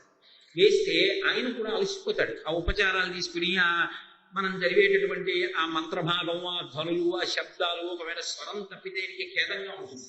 వీటన్నిటి వల్ల ఆయన కొంచెం ఇబ్బంది పెడతాడు. అగరత్తి ఒకటి వెలిగించేవాడు ఎవరు ఉంటాడు? కట్టా వెలిగించి అక్కడ పెడతారు. ఆయనకి ఎంత ఖేదంగా ఉంటుంది. వెలిగించి వీడు వచ్చేస్తాడు, ఆయన ఆ పొగలో కూర్చోవద్దు. ఇంత కర్పూరం ఇంత పెద్ద దాంట్లో పెట్టి ఇలా పరిచేసి వెలిగించేసి అదే పనిగా తిప్పేస్తూ ఉంటే ఆయనకి ఎంత ఇబ్బందిగా ఉంటుంది, ఎవరికి కావాలి. అయినప్పుడు ఆయనకి ఆ ఇబ్బంది తీరడానికి ఏం చేస్తారంటే ఆఖరణ చామరం వేస్తారు. ఆ చామరం వేస్తే ఆయన సంతోషం. చామరీ మృగం వెంట్రుకలకి ఇటువంటి శక్తి ఉందని తెలుసుకొని దాని వెంట్రుకలను పీకి తీసుకొచ్చి కుచ్చు కట్టి భగవంతుడికి సేవ చేసి పుణ్యాన్ని సంపాదించుకుంటున్నది ఎవడు? మనుష్యుడేనా? అయినప్పుడు మనువు యొక్క సంతానంగా మనం ఇంత గొప్ప శక్తిని ఒకదాన్ని పొందుతున్నామా లేదా? దీనికి కారణం మనం మనువు సంతానం అవడం. అటువంటి ప్రజాపతి ఎవరు? మనకి ఈ శక్తిని ఇచ్చినవాడు ఆయనే. కాబట్టి ఈశ్వర నీకో నమస్కారం. ప్రజాపతి, అక్కడికి ఆ పాదం పూర్తయింది. ఏష బ్రహ్మాచ విష్ణుశ్చ శివ స్కంద ప్రజాపతి. కాబట్టి ఆదిత్య హృదయం అయిపోయింది అనుకోండి. అయితే పరమభక్తితో గురువు గారు చెప్తున్నారనేటటువంటి బుద్ధితో యుద్ధ భూమిలో విన్నాడు రామచంద్రమూర్తిని కాదు. రాముడు యుద్ధ భూమిలో ఉండగా గురువు గారు చెప్తున్నప్పుడు పరాకుగా వినలేదు. పూజయత్వైవమేకాగ్రో దేవదేవం జగత్పతిం, ఏకాగ్ర బుద్ధితో విన్నాడు. ఒక్కసారి విన్నాడు, గ్రహించాడు. ఒక్కసారి విన్నాడు, గ్రహించాడన్న మాటకు అర్థం ఏమిటంటే, ఆయన అంత యుద్ధ భూమిలో ఉన్న గురువు గారు చెప్తున్నప్పుడు మాత్రం అబ్బా ఇప్పుడు వచ్చి చెప్తున్నారని పరాకు బుద్ధితో వినలేదు. వినకుండా ఎంతో భక్తితో ఎంతో ప్రపత్తితో విన్నాడు. దాన్ని విని క్రీడాచమ్య శుచిర్భూత్వాధనురాధాయ వీర్యవాన్ ఆచమనం చేశాడు. ఆచమనం ఎందుకు చేయాలి అంటే శౌచమును పొందాలి. ఏదైనా ఒక గొప్ప విషయాన్ని చెయ్యాలి అంటే ఆచమనం చెయ్యాలి. ఆచమనం చేస్తే స్నానం చేయడంతో సమానం. అన్ని వేళలా స్నానం చేయడానికి అవకాశం ఉండదు. అలా అవకాశం లేకపోతే విభూతి చల్లుకుంటారు, అంటే గోవిందనామం చెప్తారు. అథవా ఓ మంచి పని చేస్తున్నారనుకోండి, మొదటి నుంచి అక్కర్లేకపోతే ఓసారి ఆచమనం చేసి మొదలుపెట్టారు. ఆచమనం చేస్తే శౌచం కలుగుతుంది. బాహ్య అభ్యంతర శౌచం. నిజానికి స్నానం చేసి ఆచమనం చేయాలి. స్నానం చేయడానికి అవకాశం లేకపోతే ఆచమనం ఒకటి చేస్తే చాలు, అప్పుడు బాహ్యాభ్యంతర శౌచం కలుగుతుంది. రాముడు ధర్మవేత్త, మహానుభావుడు. యజుర్వేద వినీతశ్చావేద విద్విస్సుపూజిత ధనుర్వేదే చ వేదేషు వేదాంగేషు చ నిష్ఠిత అంటారు హనుమ. యజ్జటి ఆరాధన. ఆయనకి బాగా తెలుసు వేదం. అందుకే ఆయన వెంటనే 3 మాటలు ఆచమనం చేశాడు. ఎన్ని మాటలు చదివాడు అంటే, ఇది చదివినప్పుడు మాత్రం 3 మాటలు చదివాడు. అంటే దాని అర్థం ఏమిటి? నీకు ఏదైనా చాలా సంక్లిష్ట పరిస్థితి ఏర్పడితే, కాంతారేషు భయేషు చ, భయానికి పర్యాయపదం అరణ్యం. ఎందుకో తెలుసా? అరణ్యంలో దారి తెలియదు. మీరు ఎటు వెళ్ళండి ఒక దారిలాగే ఉంటుంది. అలా వెళ్ళిపోయారనుకోండి అదే దారిలో ఉంటుంది, ఇటిడిచే దారిలో ఉంటుంది, ఇటిడిచే దారిలో ఉంటుంది, ఆఖరికి అడవి మధ్యలో వెళ్ళిపోతారు. అందుకే రామాయణంలో రాముడు మంచినీళ్లు తేవడానికి లక్ష్మణస్వామి వెళ్తుంటే జాగ్రత్త చెప్తాడు. మన దగ్గర ఉన్న పంచెల్లో పాతవైపోయినవి కొన్ని తీసి ముక్కలు చేసి నువ్వు వెళ్లే ముందు చెట్ల మీద ఒక్కొక్క చెట్టు ఎక్కి మధ్య మధ్యలో చెట్టు మీద ఆ బట్ట పీలికలు కట్టుకుంటూ వెళ్ళంటే, దారి మర్చిపోయారనుకోండి అప్పుడు ఏదో పెద్ద చెట్టు ఎక్కి చూస్తారు, ఈ గుడ్డ పీలికలు ఆ జెండాల్లో ఎటెగురుతున్నాయో అటు వచ్చానని చెప్పి మళ్ళీ అటు నుంచి కుటీరం దగ్గరికి వచ్చేస్తారు. లేకపోతే రాముడు వైపు లక్ష్మణుడు వైపు వెళ్ళిపోరు. అరణ్యం దారి తప్పిపోతారు. దారి తప్పిపోవడం అంటే భయమే. అది కాంతారేషు అన్న మాటకి అర్థం ఏంటంటే, దారి తప్పి నువ్వు భయానికి లోనైపోతే, మళ్ళీ నిర్ధారిస్తున్నారు భయేషుచా, నువ్వు ఎప్పుడైనా అంత భయానికి లోనైపోతే నీకు వెంటనే పరబ్రహ్మము యొక్క అనుగ్రహము కలగాలంటే 3 మాటలు చెప్పచ్చు. ఒకవేళ అలా కాదు, రోజు నేను ఆయనకి కృతజ్ఞతను ఆవిష్కరిస్తాను అని అనుకుంటున్నావా? అలా అనుకుంటే ఒక్కసారి నువ్వు కీర్తయన్ పురుషక్కశ్చిన్నావసీతతి రాఘవ. కీర్తయన్ అన్న మాటకు అర్థం ఏమిటంటే, నీ మనసు నిలబడాలి. అందుకు దాని విశేషాలు వింటాం. దాని విశేషం వినడం ఎందుకంటే, ఇవన్నీ విన్న తర్వాత మీకు రేపు తెల్లవారింది అనుకోండి, ఒరే ఆయన చెప్పాడు రా, మేరు పర్వతానికి ప్రదక్షిణం చేసి వస్తాట, కులపర్వతాలకి బ్రహ్మగారు గౌరవం ఇచ్చాట, ఈయన బ్రహ్మలాగే మేరు పర్వతానికి ప్రదక్షిణం చేసి వస్తున్నాడు, ఆయన కాళ్ళు లక్ష్మీదేవి పడుతుంది, ఇప్పుడు పద్మాల్లోకి కిరణాలు ఎడితే లక్ష్మి ఆయన కాళ్ళు పడుతుంది, ఆయనే బ్రహ్మ, ఆయనే విష్ణువు, ఆయనే శివుడు, మంగళప్రదుడు, ఆయన వలననే లోకాలు పుడుతున్నాయి, అబ్బా ఏవి బింబం అని దాని వంక చూస్తూ తాదాత్మ్యతతో మీరు చదువుతున్నారు అనుకోండి. అలా ఆదిత్య హృదయం అంతా చదువుతున్నప్పుడు ఒక్కొక్క నామము యొక్క వైశిష్ట్యము చేత లోపల మనసు పరవశించి పొంగులు వారుతుండగా సూర్యబింబం వంక ఒక్కసారైనా చదివినవాడు ఎవరున్నాడో వాడికి ఆ సూర్య భగవానుడి యొక్క పరిపూర్ణమైన కటాక్షము లభిస్తోంది. కాబట్టి మనసు అక్కడ ఉంచి చదువు, యాంత్రికంగా చదవవద్దు. యాంత్రికంగా చదివినా కొంత ఫలితమే, కానీ మనసుని చేర్చడానికి మార్గం బింబం నీకు ఎదురుగుండానే ఉంది. రోజు ప్రాతకాలంలో నిలబడక్కర్లేదు, ఎందుకంటే అన్ని వేళల బాలార్క ప్రేత ధూమశ్చ అని బాలబింబం ముందు రోజు నిలబడకూడదు, ఆరోగ్యకారకం కాదు. కానీ ఒకసారి చూడు, ఇక్కడ భావన చేస్తూ చక్కగా నువ్వు ఈ ఆదిత్య హృదయాన్ని చదివావా, అది ఉత్తర క్షణంలో నిన్ను కాపాడుతుంది. అందులో నీకు అపనమ్మకం పెట్టుకో, ఇంకా అందులో అపనమ్మకం ప్రశ్న లేనే లేదు, కాపాడి తీరుతుంది. కాబట్టి ఇప్పుడు ఇది విన్నాడు ఆయన, పరమ సంతోషం పొందాడు.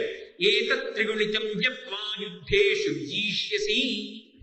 ఎప్పుడైతే 3 మాటలు చదివాడో అప్పుడెవరికి ఏమనుకున్నాడు, అమ్మ బాబోయ్ రావణాసురుడు మళ్ళీ వచ్చేసాడు, మళ్ళీ రథంలో కూర్చున్నాడు, ఎప్పటికి యుద్ధం అవుతుంది, అసలు ఏ అస్త్రం వేస్తే ఆ అస్త్రాన్ని నిగ్రహిస్తున్నాడు, ఇలా ఎంతకాలం యుద్ధం చెయ్యాలి, ఎప్పటికి సంహరింపబడతాడు అని చింతకి లోనైనటువంటి రామచంద్రమూర్తి పరమ సంతోషాన్ని పొందాడు. ఇక్కడ 2 విషయాలు మీరు గమనించాలి. ఒకటి, రాముడు పరమ ధార్మికుడైనటువంటి నరుడు కనుక, గురువు మీద అంత భక్తి ఉన్నవాడు కనుక గురువు ఒకసారి చెప్తే పట్టేసుకున్నాడు. ఆయన యోగ్యత అటువంటిది, ఆయన గొప్పతనం అటువంటిది. వెంటనే చింత వదిలిపెట్టి 3 మాటలు చదివాడు, అంతే అయిపోయాడు, రావణాసురుడు చచ్చిపోయాడు. అంటే ఇప్పుడు ధైర్యం వచ్చేసింది. ఎప్పుడైతే మనలోకి మొట్టమొదట విశ్వాసం వచ్చిందో, నో ఐఎమ్ కాన్ఫిడెంట్ అంటారు చూడండి, ఎస్ ఐఎమ్ రెడీ అంటారు. ఆ కాన్ఫిడెన్స్, ఆ విశ్వాసం వచ్చిందో, ఎస్ జగత్తు నీ ముందు మోకరి. నువ్వే మునుకుతూ గజగజలాడుతూ తడబడుతుంటే జగత్తు ముందు నువ్వు మోకరి. ఎప్పుడైతే నువ్వు నిలబడి తలెత్తగలిగావో, ఏ శక్తిని ఎందు ప్రవేశించి నీకు ఆ అతిశయాన్ని, ఆ సంతోషాన్ని, ఆ విశ్వాసాన్ని, ఆ చింతారహిత స్థితిని కల్పించిందో, అప్పుడు రాముడు యుద్ధానికి సిద్ధపడి వెంటనే ఆయన పరమ సంతోషంగా యుద్ధానికి సిద్ధంగా ఉన్నాడు. అగస్త్య మహర్షి ఏం చేశాడు, ఆయన వెంటనే ఎలా వచ్చాడో అలాగే ఏవ ముక్త్వా తదాగస్త్యో జగామచ యథాగతం ఎలా వచ్చాడో అలా జగామచ వెళ్ళిపోయాడు. అంటే వచ్చినప్పుడు ఉపకారం కోసం వచ్చాడు, వెళ్ళిపోతున్నప్పుడు అయిపోయింది ఉపకారం, వెళ్ళిపోయాడు. మరి ఉండడు. నేను ఇది చెప్పాను అంటే ఆ పని అయిపోయినట్టే, ఇక అడ్డు లేదు. ఆ విశ్వాసం చెప్పేవాడికి, లేకపోతే ఇక వినేవాడికి ఎక్కడి నుంచి. ఇంకా రావణాసురుడు చచ్చిపోవడం చూడడం ఏమిటి, ఎప్పుడో ఆదిత్య హృదయం ఇచ్చానో అప్పుడే వాడు చచ్చిపోయాడు, వెళ్ళిపోయాడు అంతే. ఈ మిగిలిన వాళ్ళు ఉన్నారు చూడడానికి, ఆయన లేడు. అంటే అది గురువు యొక్క విశ్వాసం, అది శిష్యుడి యొక్క మర్యాద, గౌరవం, వినయం. ఇప్పుడు పుచ్చుకుని ఆదిత్య హృదయాన్ని 3 మాటలు చదివి బయటికి వచ్చి నిలబడి ఇలా చూశాడు. సూర్యబింబం ఠక్కున కనబడ్డాడు స్వామి. ఏష అక్కడేగా ఉంటాడు, కనబడి అధర వివరదర్నిరీక్షరామం ముదితమనాహ ప్రహృష్యమాన నిశిచరపతి సంచయం విదిత్వా సురగణ మధ్యగతో వచస్వరేతి. సురగణ మధ్యగతో, దేవతల మధ్యలో ఆయన ప్రకాశిస్తున్నటువంటి సూర్యుడు ఇది ఈ రకంగా వచస్వ అన్నాడు. ఏమని అంటే, త్వరపడు, తొందరపడు అన్నాడు. అంటే ఇక ఆలస్యం అక్కర్లేదు, లే రథం ఎక్కువ పడిపోయావు. ఎక్కువ మాట్లాడాలి ఏంటండి, త్వరపడు అన్నాడు. అయిపోయిందంతే, ప్రయోజనాన్ని సాధించేసి అంతే. రాముడు పరమ సంతోషాన్ని పొందాడు, రథం ఎక్కాడు. చెప్పాలా ఏమైందో? రావణ సంహారం అయిపోయింది, లోకములన్నీ శాంతి పొందాయి. ఆయనకి యుద్ధరంగంలో ఉపదేశం చేశాడు. మనం యుద్ధరంగంలోనే ఉన్నాం. ఎందుకని? రాక్షస శక్తులు దైవీ శక్తుల మధ్య నలుగుతున్నాం, సమాజంలో పాపపుణ్యముల మధ్య నలుగుతున్నాం, ధర్మాధర్మముల మధ్య నలుగుతున్నాం. ఇంత నలుగుడులో ఇవాళ ఓ సంతోషం వస్తే తెల్లవారేటప్పటికీ మళ్ళీ ఓ దాని గురించి ఉద్వేగం వస్తోంది. ఇన్నిటి మధ్యలో ఉంచుకోవడానికి ఒక గొప్ప సాధనాన్ని రామాయణాన్ని ఆలంబంగా లోకానికి అందిస్తున్నానని వాల్మీకి మహర్షి మనకిచ్చినటువంటి పరమాద్భుతమైనటువంటి స్తోత్ర రూపమైన మంత్రరూపమైన స్తోత్రమే స్తోత్ర రాజమే ఆదిత్య హృదయము. కాబట్టి అంతా విన్నాక చదివితే ఎంత ఫలితమో, కొంత విని అంత నమ్మకాన్ని పొంది చదివినా అంతే ఫలితం. ఎవరికి అంతా చెప్పాలి? అంతా చెప్తే తప్ప విశ్వాసం కలగదండి అన్న వాళ్ళకి అంతా చెప్పాలి. ఒక్క మాట చెప్తే చాలండి నమ్మకం కలుగుతుందన్న వాళ్ళకి 9 శ్లోకాలు చెప్పడం కూడా ఎక్కువ కాదు. కాబట్టి శిష్యుడు ఆ స్థాయిని పొందాడు అన్న తర్వాత, విన్న వాళ్ళకి ఆ నమ్మకం ఉంది అన్న తర్వాత ఇంకా చెప్పవలసిన అవసరమే ఉంది. కాబట్టి వాటితో ప్రవచనం అయిపోయింది. కాబట్టి ఇప్పుడు మనం చేయవలసిందే ఉంది. ఏష బింబం రోజు కనబడుతూనే ఉంది. చక్కగా మనం పరమ సంతోషంగా ప్రతిరోజు ఆ సూర్యనారాయణమూర్తిని ఆరాధన చెయ్యడమే. గుంటూరు పట్టణంలో ఆదిత్య హృదయం చెప్పుకున్నందుకు జరిగేటటువంటి మరొక అద్భుతమైనటువంటి ఫలితమేమిటి అంటే, ఏ మహానుభావుడు కలియుగంలో వెంకటనాథుడన్న పేరుతో విరాజమానుడై సమస్తమైనటువంటి జనులను కూడా ఆదరిస్తున్నాడో, ఆపద్బాంధవుడై ఆపద ముక్కుల వాడై పిలిస్తే పలికేటటువంటి కొంగు బంగారమై కాపాడుతున్నాడో, ఏ స్వామి దర్శనానికి రాత్రనక పగలనక అలా గంటల తరపడి వేచి ఉండి లిప్త కాలం ఆయన్ని చూసినంత మాత్రాన పారవస్యంతో ఆనంద భాష్పాలు కారుస్తూ ఇంటికి వస్తామో, పుట్టిన పసిబిడ్డల్ని చలికాలమని చూడకుండా పొత్తిళ్లల్లో పెట్టుకుని తలనీలాలు ఇప్పించి నిత్తి మీద పెట్టుకుని వాళ్ళని కూడా దర్శనానికి తీసుకొచ్చి ఆ గుండుకి చందనం రాసి ఇంటికి తెచ్చి ఒక్క లడ్డు దొరికితే అందులో అటుకులు కలుపుకొని 10 మందికి పెట్టి తిని సంతోషపడిపోతామో, అటువంటి పరదైవమైనటువంటి సాక్షాత్ వెంకటేశ్వర ప్రభువు ఈ నెల 10వ తారీఖు నుంచి గుంటూరు పట్టణంలో ఉండేటటువంటి, గుంటూరు పట్టణం సమీపంలో ఉండేటటువంటి ఉత్సాహం ఉంటే ఎక్కడున్న వాళ్ళ చేతనైనా సరే ఇక్కడ సేవలు అందుకోవడం కోసమని తానే బయలుదేరి వస్తున్నాడు. ఎంత అదృష్టం! సుప్రభాత సేవ నుంచి ఏకాంత సేవ వరకు ప్రతిరోజు జరిగేటటువంటి వారాంతపు సేవలన్నిటినీ కూడా చూడడానికి అవకాశం ఉంటుంది. అదేం మామూలు మాట కాదు. అందులో కొన్ని సేవలు పరమాద్భుతాలు. కొంతమంది జీవితాల్లో అయితే తీరని కోర్కెలు. నేను ఒకసారి డైలీవర్ ఈవోలో అనుకుంటాను విన్నాను. నాకు 80 సంవత్సరాలు వచ్చాయి, పూరాభిషేకం టికెట్ నాకు ఇప్పుడు దొరకలేదు, నేను అభిషేకం చూడలేదు, ఇప్పుడు అభిషేకం టికెట్ కావాలి అంటే చాలా కాలం ఎదురు చూడాలంటున్నారు. అంటే ఈ జన్మలో నేను వెంకటేశ్వరుడి అభిషేకం చూసే అదృష్టాన్ని పొందలేనా అని పాపం ఒక వృద్ధుడు ఆర్తితో అడిగాడు. బహుశః ఇన్ని కోట్ల మంది భక్తుల యొక్క ఆర్తిని, వయస్సుల్ని, ఆర్థిక కారణాల్ని ఇన్నింటిని దృష్టిలో పెట్టుకుని తిరుమల తిరుపతి దేవస్థానముల వారు చేస్తున్నటువంటి మహోత్కృష్టమైనటువంటి ఉపకారం. అందున గురువారం నాటి సాయంకాలం స్వామివారి యొక్క దర్శనం చెయ్యాలని వెంపర్లాడతారు. ఎందుకో తెలుసా? ఆనాడు ఉండేటటువంటి మూర్తి యొక్క ఆ దివ్యమంగళత్వం, దాని యొక్క సౌందర్యాన్ని వర్ణించడానికి 1000 తలలు ఉన్నటువంటి ఆదిశేషుడికి కూడా సాధ్యం కాదు. సళ్ళింపని చేస్తారు. గురువారం నాడు ఆయన యొక్క ఊర్ధ్వపుండ్రాల్ని తగ్గించేస్తారు. తగ్గించేసి సన్నటి నామం పెట్టుకుంటాడు. ప్రతిరోజు కట్టుకునేటటువంటి పట్టు పంచె వదిలిపెట్టేస్తాడు. పూలతోటి పంచె కట్టుకుంటాడు. ఆ పూలతో పంచె కట్టుకుని ఆయన విరాజమానుడై ఉంటే, విశాఖపట్టణంలో గురువారం నాటి సాయంకాలం ఇటువంటి అద్భుతమైన దర్శనమిస్తున్నప్పుడు ఎక్కడి నుంచో చిన్న చిన్న తుమ్మెదలు బోల్డన్ని వచ్చి ఆయన ఒళ్ళంతా పట్టుకుని చుట్టూ మూగుతుంటే మధురిపు అన్నట్టు, అబ్బా ఎంత అందంగా ఉన్నావయ్యా స్వామి అనిపించింది. ఆ పూల కోసం ఎన్ని తేనెటీగలో ఎక్కడి నుంచో వచ్చేసి అన్ని ఝంకారం చేస్తూ తిరుగుతూ ఆ దివ్యమంగళ విగ్రహం. అందున శుక్రవారం నాడు తెల్లవారుజామున పూరాభిషేకం జరిగేటప్పుడు ఉంటుంది ఉత్సాహం. మహానుభావుడికి ఆ బట్ట తీసేసి ఒక చిన్న లంగోటా కడతారు. లంగోటా కట్టి ఆయన యొక్క దివ్యమంగళ విగ్రహం ఆపాదమస్తకం చూడడానికి అవకాశం కల్పిస్తారు. ఒంటి మీద ఏ ఆభరణాలు ఉండవు.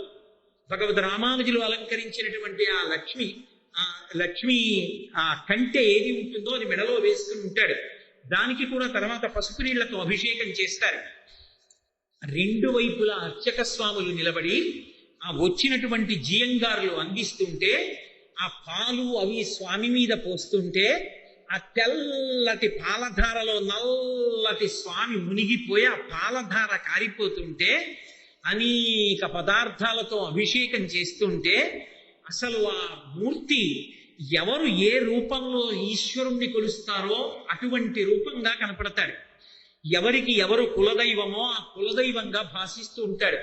ఒక పక్క స్వరయుక్తంగా అద్భుతంగా వేదమంత్రాలు చదవగలిగినటువంటి వైదిక విద్వాంసులు ఆ స్త్రీ సూక్తం, పురుష సూక్తం మొదలైనటువంటి సూక్తాల్ని పఠిస్తుంటే చెవులలో ఆ స్వరయుక్తమైనటువంటి మంత్రములు ప్రవేశించి అమృతాన్ని చెవులు జిర్రుకుంటున్నాయా అన్నంతగా ఆనందపడుతుంటే అసలు చతుర్ముఖ బ్రహ్మగారి సృష్టిలో ఈ దిక్కుమాల కరుదెప్ప ఎందుకు పెట్టాడు రా, అప్పుడప్పుడుకి పడుతోందని దేశం పుట్టేటట్టుగా అంత అందం కళ్ళ ముందు నిలబడితే, లోకంలో ఉన్న సౌందర్యము రాశీభూతమై ఎదురుగుండా నిలబడితే, తిరుమలలో అయితే ఎవరో ఒక 100 మందో ఎంతమందో చూడగలరు.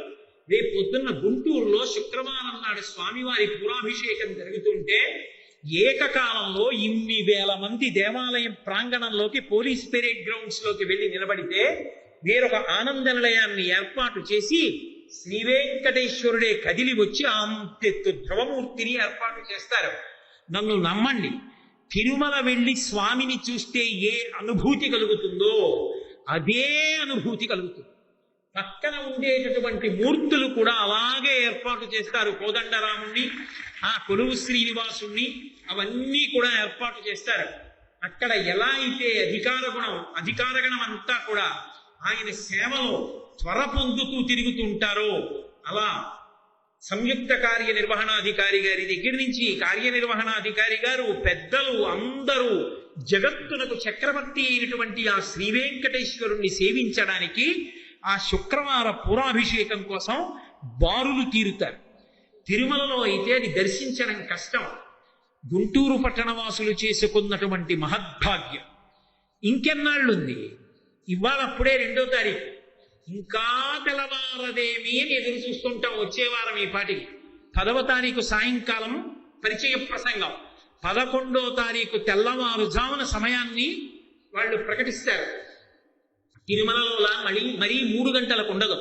అందరూ పాల్గొనడానికి వీలుగా 5 గంటలకో ఎప్పుడో ఏర్పాటు చేస్తారు, 5:30కో మధ్యలోకో.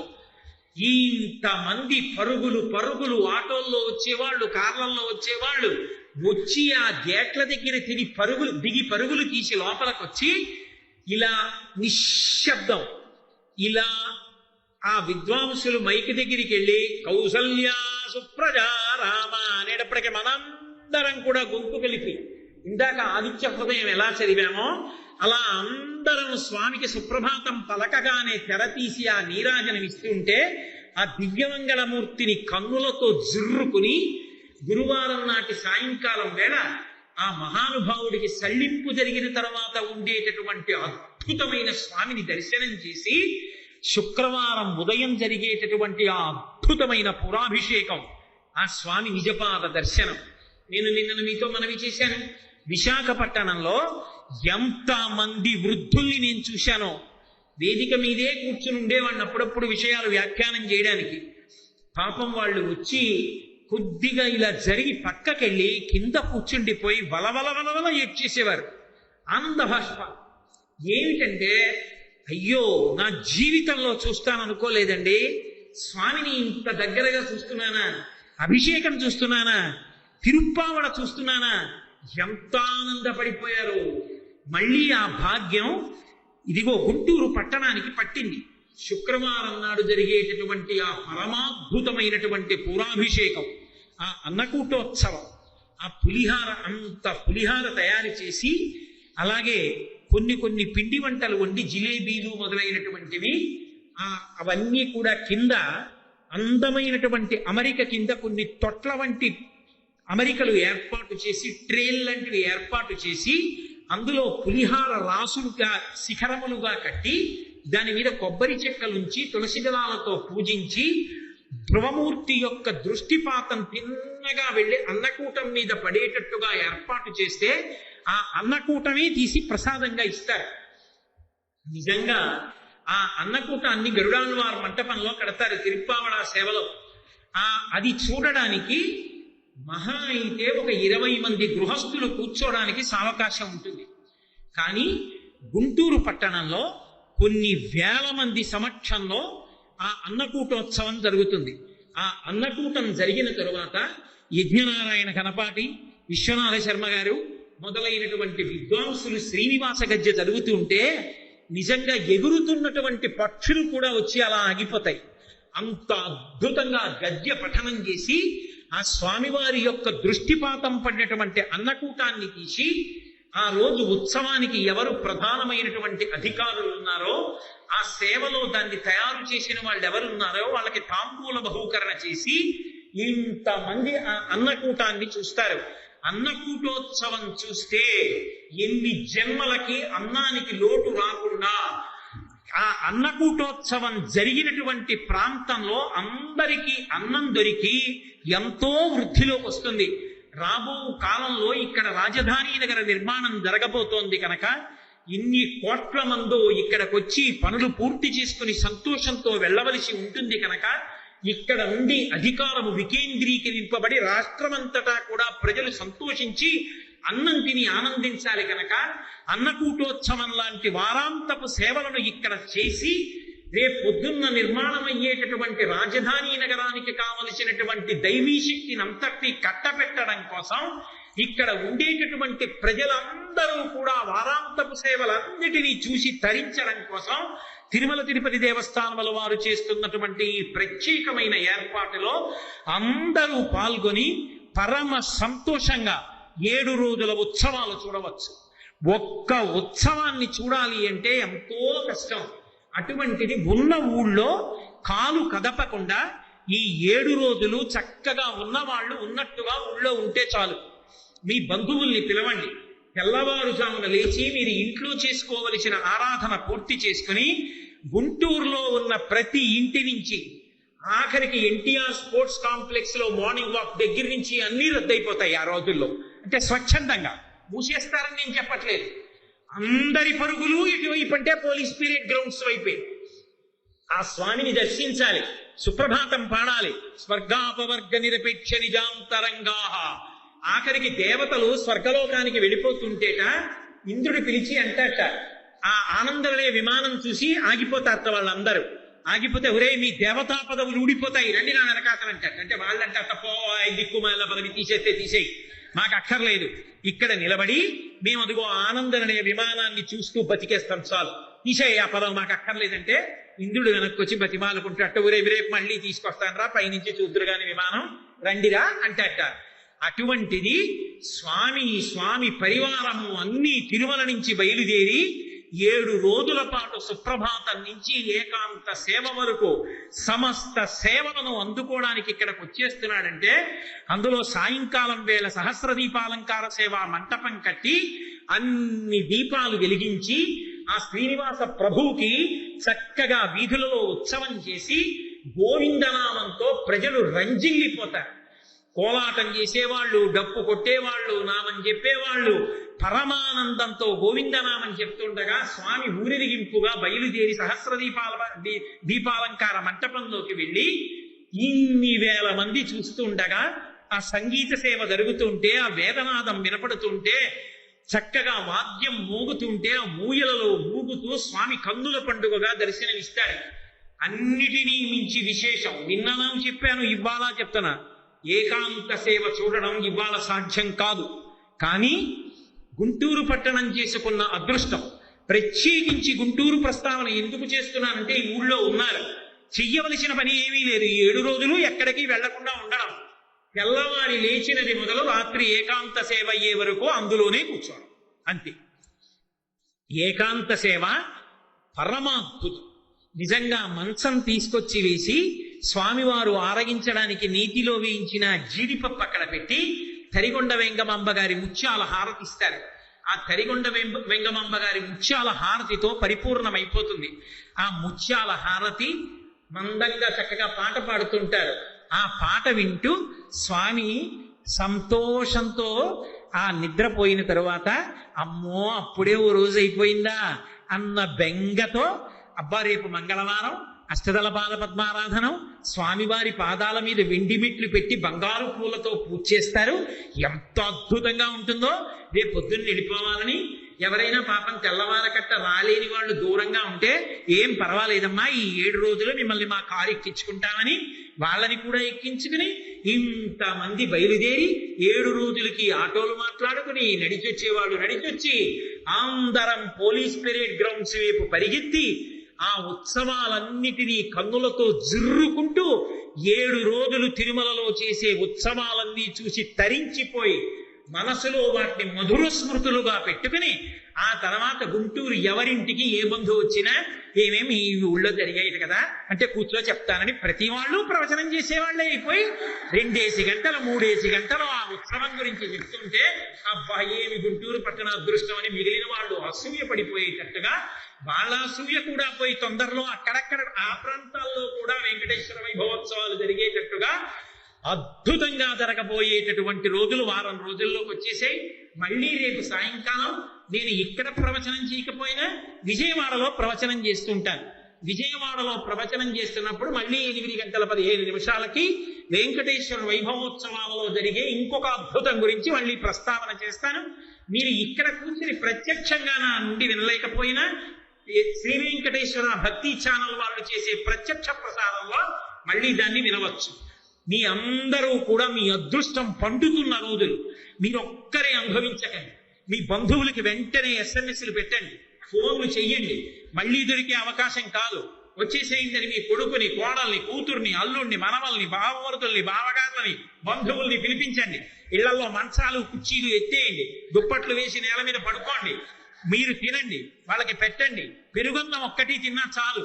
అందరూ కలిసి ఆ పెరేడ్ గ్రౌండ్స్కి వెళ్ళిపోండి, కన్నులతో జుర్రుకోండి, ఆనందపడిపోండి. ఇంతకన్నా అదృష్టం ఎక్కడొస్తుంది? స్వామి బయలుదేరి వస్తున్నాడు. కాబట్టి అలా మానసికంగా సిద్ధపడవలసిందిగా మీ అందరికీ విజ్ఞాపన చేస్తూ